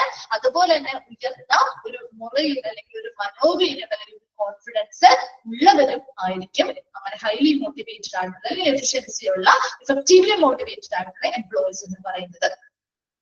നെക്സ്റ്റ് പോയിന്റില്, motivation also helps in improving the image of the organisation, അല്ലേ? അപ്പൊ നല്ലൊരു മോട്ടിവേഷൻ കൊടുക്കുന്ന ഒരു സ്ഥാപനമാണെങ്കിൽ ആ സ്ഥാപനത്തിന്റെ ഇമേജ് അല്ലെങ്കിൽ ആ ഒരു സ്ഥാപനത്തിന്റെ മറ്റുള്ളവരുടെ മനസ്സിൽ ആ സ്ഥാപനത്തെ കുറിച്ചുള്ള ആ ഒരു ഇമേജ് അല്ലെങ്കിൽ പ്രതിച്ഛായ എങ്ങനെയായിരിക്കും? മികച്ചതായിരിക്കും. ശരിയല്ലേ? നല്ലൊരു സ്ഥാപനമാണ്, നല്ല രീതിയിൽ മോട്ടിവേഷൻസ് കൊടുക്കുന്ന, നല്ല രീതിയിൽ അവരുടെ ആവശ്യങ്ങൾ കണ്ടറിഞ്ഞ് ചെയ്യുന്ന ഒരു സ്ഥാപനമാണെങ്കിൽ ആ എംപ്ലോയീസിന്റെ അല്ലെങ്കിൽ അവിടെ വരുന്ന ഓരോരുത്തരുടെയും മനസ്സിൽ ആ സ്ഥാപനം എങ്ങനെയായിരിക്കും?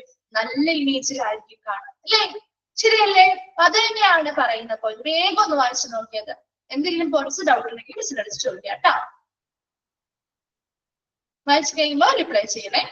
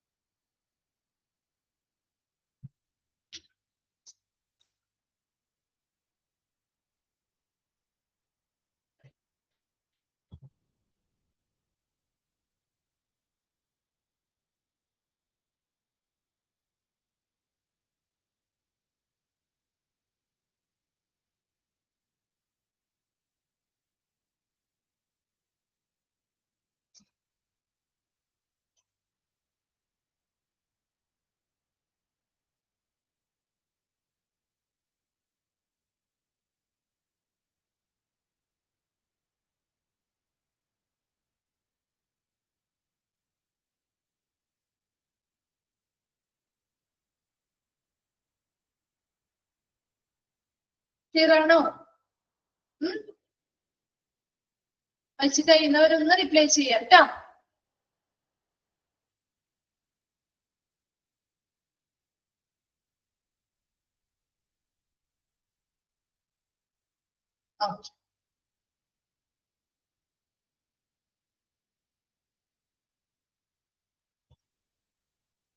ഓക്കെ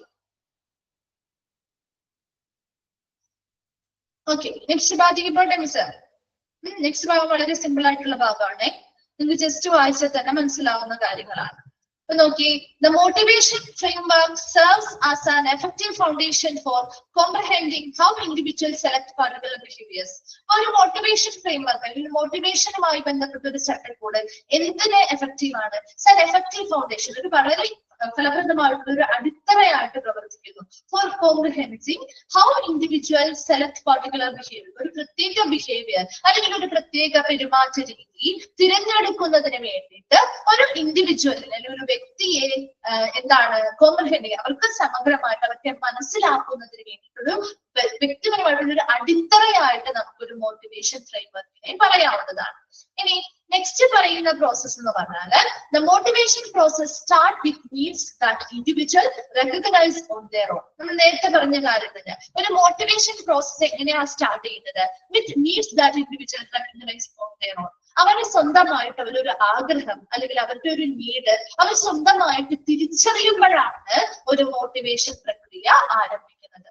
അല്ലെ, നമ്മൾ നേരത്തെ പറഞ്ഞ കാര്യങ്ങൾ തന്നെയാണ് കേട്ടത്. അപ്പൊ നമ്മളൊരു നീഡ് അല്ലെങ്കിൽ നമുക്കൊരു ആവശ്യമുണ്ട് ഇന്നതൊരു ആവശ്യം എന്റെയാണ് എന്നൊരു ആവശ്യം നമ്മളിൽ ഉടലെടുക്കുമ്പോൾ അല്ലെങ്കിൽ നമ്മളത് തിരിച്ചറിയുമ്പോഴാണ് അവിടെ ഒരു മോട്ടിവേഷൻ പ്രക്രിയ ആരംഭിക്കുന്നത്. ശരിയല്ലേ? പറഞ്ഞതല്ലേ ഇതൊക്കെ മിസ് നേരത്തെ? ഓർക്കുന്നുണ്ടോ? So, for instance, അതിനൊരു ഉദാഹരണം പറയുകയാണെ, a worker feels that he is underpaid. നമ്മൾ പറഞ്ഞ കാര്യം തന്നെയാണ്. ഒരു വർക്കറിനെ ഫീൽ ചെയ്യാണ് അവർക്കധികം ശമ്പളമില്ല, ശമ്പളം കുറവാണ് എന്നൊരു ഫീലിംഗ് വരുന്നു. This deficiency become a need that the worker seeks to satisfy, perhaps by asking for a raise, by working harder to earn a raise, or by seeking a new job. അപ്പൊ നമ്മൾ എന്ത് ചെയ്യും? ഇത് ആ ഒരു ആവശ്യം, അതായത് നമുക്ക് ശമ്പളം കുറവാണ് എന്ന് ഫീൽ ചെയ്യുമ്പോൾ അത് നമ്മുടെ ആവശ്യമായിട്ട് മാറാണ്, അല്ലെ? നമ്മുടെ നീഡായിട്ട് മാറാണ് അതിനുശേഷം. അത് ആണോ? അപ്പൊ ആ ആൾക്കാർ എന്ത് ചെയ്യണം? ആ നീഡ് അല്ലെങ്കിൽ അവരുടെ ആ ഒരു ആവശ്യം സാറ്റിസ്ഫൈ ചെയ്യുന്നതിന് വേണ്ടിയിട്ട് ഒന്നല്ലെങ്കിൽ അവരെന്ത് ചെയ്യും? സാറ്റിസ്ഫൈ ചെയ്യണമെങ്കിൽ സ്വാഭാവികമായിട്ടും അത് ചിലപ്പോ ശമ്പള വർധനവ് ചോദിച്ചേക്കാം, അല്ലേ? നമുക്ക് ശമ്പളം കുറവാണ്, നമുക്ക് ശമ്പളം കൂടുതൽ വേണം എന്നുള്ള ഒരു ആവശ്യം നമുക്ക് വരാണെങ്കിൽ നമ്മൾ അവിടുത്തെ മാനേജ്മെന്റിനോട് എന്ത് ചെയ്യാം? ശമ്പളം കൂട്ടിത്തരാനായിട്ട് ആവശ്യപ്പെട്ടേക്കാം, അല്ലെ? പെടല്ലേ? ചിലപ്പോ നമ്മുടെ ശമ്പളം കൂട്ടിത്തരാൻ ആവശ്യപ്പെടാം.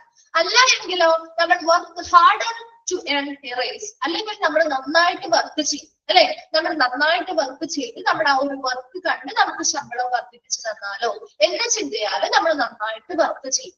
അല്ലെങ്കിലോ by seeking a new job, അല്ലെങ്കിൽ നമ്മൾ പുതിയൊരു ജോലി എന്ത് ചെയ്യും? കണ്ടെത്താനായിട്ട് ശ്രമിച്ചു കൊണ്ടിരിക്കും.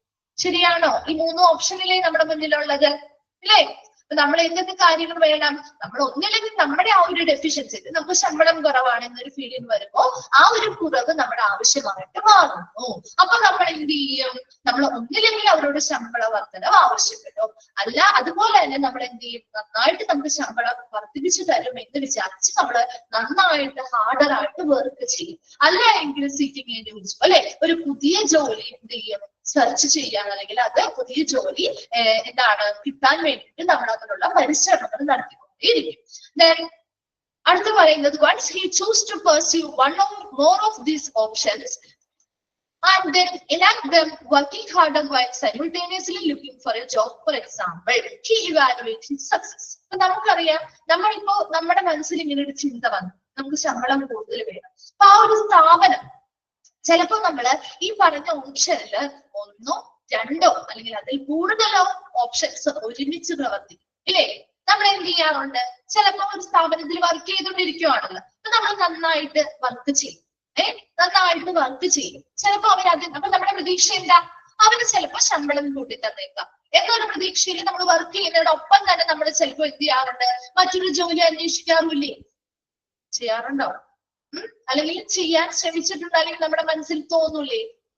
ഇവിടെ ഇവര് നമ്മളിപ്പോ നമ്മൾ നന്നായിട്ട് വർക്ക് ചെയ്താൽ പോലും ഇവര് ശമ്പളം വർദ്ധിപ്പിച്ച് തന്നില്ലെങ്കിൽ നമുക്ക് മറ്റൊരു ജോലി വേണം അല്ലെ? നമ്മൾ ഇവിടുന്ന് ഇറങ്ങാൻ തയ്യാറായിട്ട് നിൽക്കുകയാണ്. കാരണം നമ്മുടെ ആവശ്യം ശമ്പളം വർദ്ധിപ്പിക്കുക. അത് ഏത് ജോലി ചെയ്താലും നമുക്ക് നമ്മൾ ഉദ്ദേശിച്ച ശമ്പളം കിട്ടുക എന്നൊരു മൈൻഡാണ്, നമുക്കൊരു ഫീലാണ്. അപ്പൊ നമ്മൾ എന്ത് ചെയ്യും? അവിടെ നല്ലോണം വർക്ക് ചെയ്ത് നോക്കും, ശരിയല്ലേ? അപ്പൊ അവര് ശമ്പളം കൂട്ടി തരാണെങ്കിൽ അവർ തന്നെ നമുക്ക് കണ്ടിന്യൂ ചെയ്യാലോ. അതോടൊപ്പം നമ്മൾ എന്ത് ചെയ്യും? മറ്റു ജോലികൾ അന്വേഷിക്കുന്നുണ്ടാവും. ഓക്കെ, ശരിയാണോ? മനസ്സിലായോ? അതാണ് ഇവിടെ പറയുന്നത്.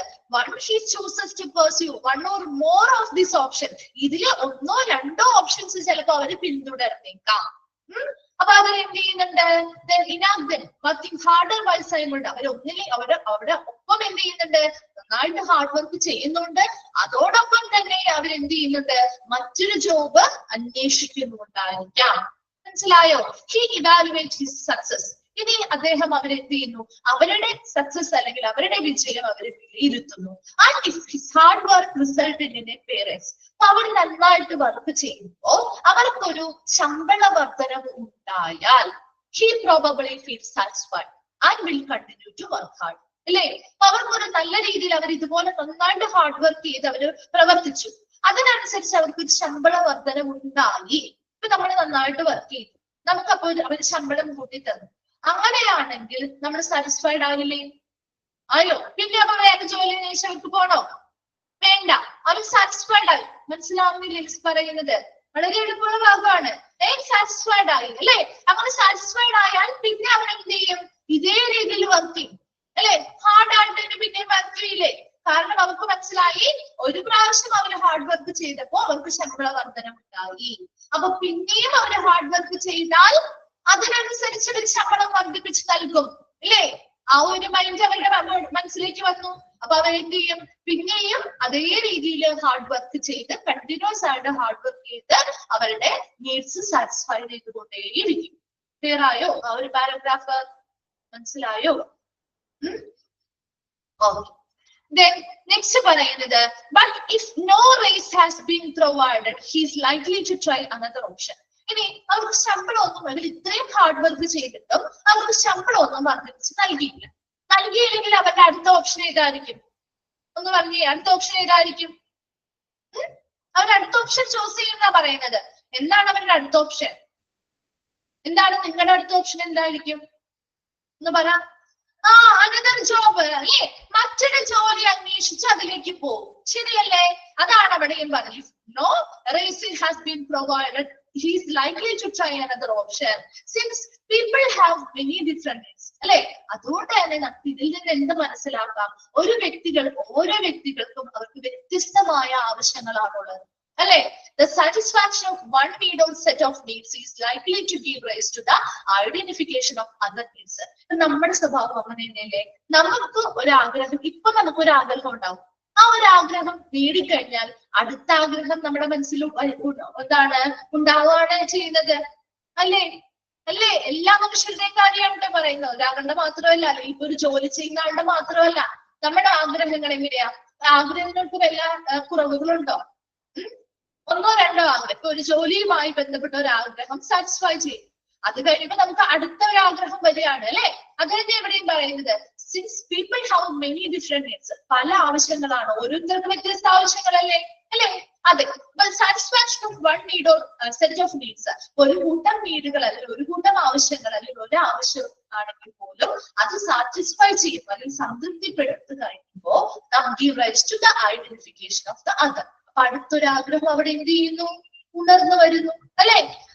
The cycle of motivation is being constantly repeated. അപ്പൊ എപ്പോഴും ഈ ഒരു മോട്ടിവേഷണൽ സൈക്കിൾ എന്ന് പറയുന്നത് കോൺസ്റ്റന്റ്ലി റിപ്പീറ്റ് ചെയ്തുകൊണ്ടിരിക്കണം, ശരിയല്ലേ? ഒരു എംപ്ലോയി ഒരു നീഡ് സാറ്റിസ്ഫൈ ചെയ്താൽ അടുത്തൊരു നീഡ് അവർക്ക് വരുന്നു. അപ്പൊ അതിനനുസരിച്ച് അവർക്ക് മോട്ടിവേഷൻ കൊടുക്കണം. ആ ഒരു മോട്ടിവേഷൻ സൈക്കിൾ എന്ന് പറയുന്നത് റിപ്പീറ്റ് ചെയ്തുകൊണ്ടിരിക്കണം. അതല്ലാതെ ഇൻഡിവിജ്വലിനെ ബേസ് ചെയ്താണെങ്കിലും സ്ഥാപനത്തെ ബേസ് ചെയ്താണെങ്കിലും ഇങ്ങനെ തന്നെയാണ് കേട്ടോ. ആ ഒരു മോട്ടിവേഷൻ എന്ന് പറയുന്ന ഒരു സൈക്കിള് റിപ്പീറ്റ് ചെയ്തുകൊണ്ടിരിക്കും. കാരണം ഒരു സെറ്റ് ഓഫ് നീഡ്സ് നമ്മൾ സാറ്റിസ്ഫൈ ചെയ്യുമ്പോൾ അടുത്ത നീഡ് നമ്മളിൽ കണ്ടെത്തുകയാണ് അല്ലെ? നമ്മൾ കണ്ടെത്തുകയാണ്. അതിങ്ങനെ പരസ്പരം നമ്മുടെ ഓരോ വ്യക്തികളുടെയും കേസ് എടുത്താലും അങ്ങനെ തന്നെയാണ്. നമുക്കിപ്പോ ഇന്ന പ്രസന്റിൽ നമുക്ക് ഇന്നൊരു മേടിക്കണം, ഇന്നൊരു സാധനം വാങ്ങണം, അല്ലെങ്കിൽ ഇന്നൊരു കാര്യം ചെയ്യണം എന്നായിരിക്കും നമ്മുടെ ആവശ്യം. അത് നിറവേറ്റി കഴിയുമ്പോൾ നമ്മുടെ അടുത്ത ആഗ്രഹം നമ്മുടെ മനസ്സിലുടലെടുക്കുകയാണ്. അപ്പൊ ആ ആഗ്രഹത്തിന് വേണ്ടിയുള്ള മോട്ടിവേഷൻസ് നമുക്ക് കിട്ടുമ്പോൾ അത് സാറ്റിസ്ഫൈഡ് അടുത്തത് അല്ലെ. അങ്ങനെ ആ ഒരു സൈക്കിൾ റിപ്പീറ്റ് ചെയ്തുകൊണ്ടേ ഇരിക്കണം എന്നാ പറയുന്നത്. ക്ലിയർ ആണോ ആ ഒരു പാരഗ്രാഫ്? മനസ്സിലായോ? Okay. Then comprehending human motivation is essential for managing individuals. അപ്പൊ എപ്പോഴും ഒരു സ്ഥാപനത്തെ ബേസ് ചെയ്താണെങ്കിലും ഒരു ഇൻഡിവിജ്വലിനെ കൃത്യമായിട്ട് നമുക്ക് മാനേജ് ചെയ്യണമെങ്കിൽ അല്ലെങ്കിൽ കൺട്രോൾ ചെയ്യണമെങ്കിൽ അവിടെ ഏറ്റവും ഇമ്പോർട്ടന്റ് ആയിട്ട് വേണ്ട ഒരു എസെൻഷ്യൽ ആയിട്ടുള്ള ഒരു കാര്യം കൂടിയാണ് ഹ്യൂമൻ മോട്ടിവേഷൻ എന്ന് പറയുന്നത് അല്ലെ. And many people have done extensive research to find out what makes people work and how to motivate them. അപ്പൊ നമുക്കറിയാം ഇപ്പൊ ഇവരെ ഇങ്ങനെ മോട്ടിവേറ്റ് ചെയ്യും. എല്ലാവർക്കും ഒരുപോലെയുള്ള കഴിവുകളല്ല, വ്യക്തിത്വം അല്ല നമ്മൾ പറഞ്ഞു. അപ്പൊ ഓരോ ഇൻഡിവിജ്വലിനെയും എങ്ങനെ മനസ്സിലാക്കാം, അവർക്ക് ഏതൊക്കെ രീതിയിലുള്ള മോട്ടിവേഷൻസ് കൊടുത്ത് അവരെ പ്രചോദനം നൽകാം, അല്ലെങ്കിൽ അവരെ അവർക്ക് ഇൻസ്പയർ ചെയ്യാം, അങ്ങനെയുള്ള കാര്യങ്ങളൊക്കെ മനസ്സിലാക്കുന്നതിന് വേണ്ടി ഒരുപാട് വിപുലമായിട്ടുള്ള റിസർച്ചുകൾ ഈ ഒരു മേഖലയിൽ നടന്നിട്ടുണ്ട്. This include managers. അതിൽ ആരൊക്കെ ഉൾപ്പെട്ടിട്ടുണ്ട്?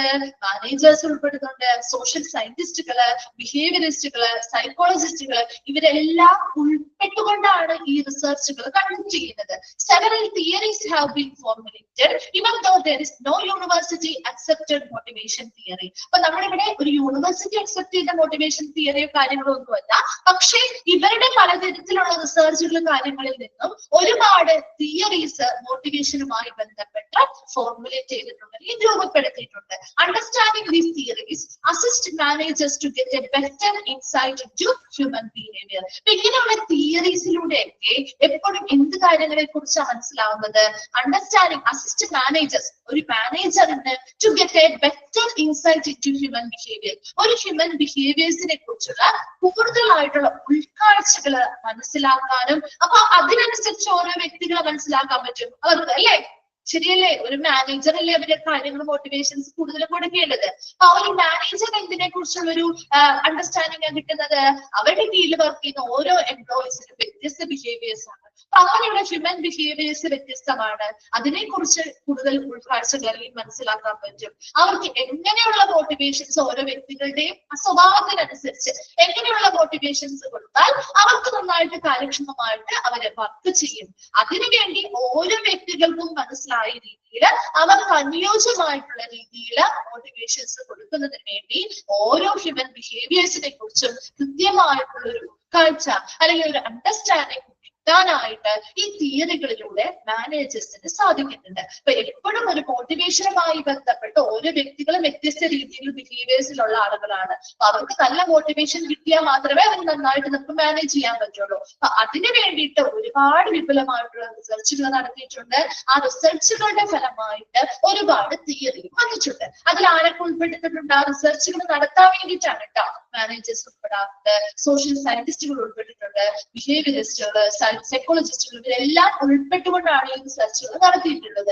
അതിലൂടെ പറഞ്ഞിട്ടുള്ള ഒരുപാട് തിയറീസും ഉണ്ട്. ഇതൊരിക്കലും യൂണിവേഴ്സിറ്റി അക്സെപ്റ്റഡ് തിയറീസ് ഒന്നുമല്ല, എങ്കിൽ പോലും ഈ തിയറീസിന്റെ ബേസിസിൽ ഓരോ ഹ്യൂമൻ ബിഹേവിയേഴ്സിനെ കുറിച്ചും അറിയാനും അതിനെ കുറിച്ച് കൃത്യമായിട്ട് ഏതൊക്കെ മോട്ടിവേഷൻ കൊടുത്താൽ അവർ നന്നായിട്ട് പെർഫോം ചെയ്യും. അത് ഓരോ ഇൻഡിവിജ്വലും വ്യത്യസ്തമാണ്. അതിനനുസരിച്ച് അവരുടെ ബിഹേവിയർ മനസ്സിലാക്കാനും അതിനനുസരിച്ച് മോട്ടിവേഷൻസ് കൊടുക്കാനും ഒരു മാനേജറിന് ഈ തിയറിയുടെ സഹായത്തോടു കൂടി മനസ്സിലാവുന്നുണ്ട്.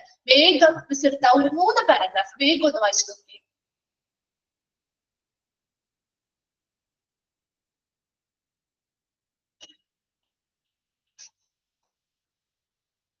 എന്തെങ്കിലും ഡൗട്ട് ഉണ്ടെങ്കിൽ ചോദിക്കാം കേട്ടോ.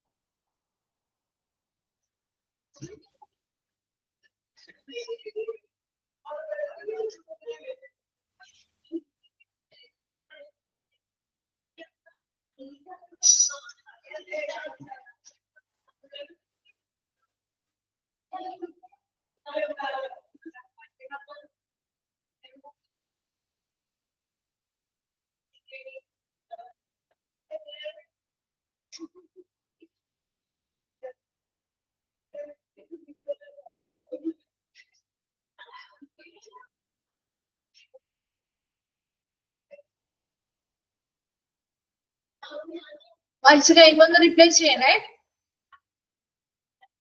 ക്ലിയർ ആണല്ലോ? ശരി. അപ്പൊ നെക്സ്റ്റ് ഭാഗം need based theories to motivation. Next Wahida miss ആണ് കയറുന്നത്. മിസ് ആയിരിക്കട്ടെ കണ്ടിന്യൂ ചെയ്യുന്നത്. അപ്പൊ മിസ്സിന്റെ ഇത്രയും ഭാഗം കംപ്ലീറ്റ് ആയിട്ടുണ്ട്. അതിന് ശേഷമുള്ളത് മിസ് ആയിരിക്കും, വാഹിദ മിസ് ആയിരിക്കും. നെക്സ്റ്റ് ക്ലാസ്സിൽ വാഹിദ മിസ് ആണ് കയറാൻ പോകുന്നത്.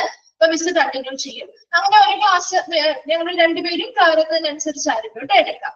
അപ്പൊ ഇത്രയും ഭാഗം വായിച്ചിട്ട് വരാം. നെക്സ്റ്റ് ക്ലാസ്സിൽ എന്തെങ്കിലും ഡൗട്ട്സോ കാര്യങ്ങളോ ഉണ്ടെങ്കിൽ നെക്സ്റ്റ് ക്ലാസ്സിൽ മിസ് കയറുമ്പോൾ ചോദിച്ചാൽ മതി കേട്ടോ. പറഞ്ഞു. Okay, thank you.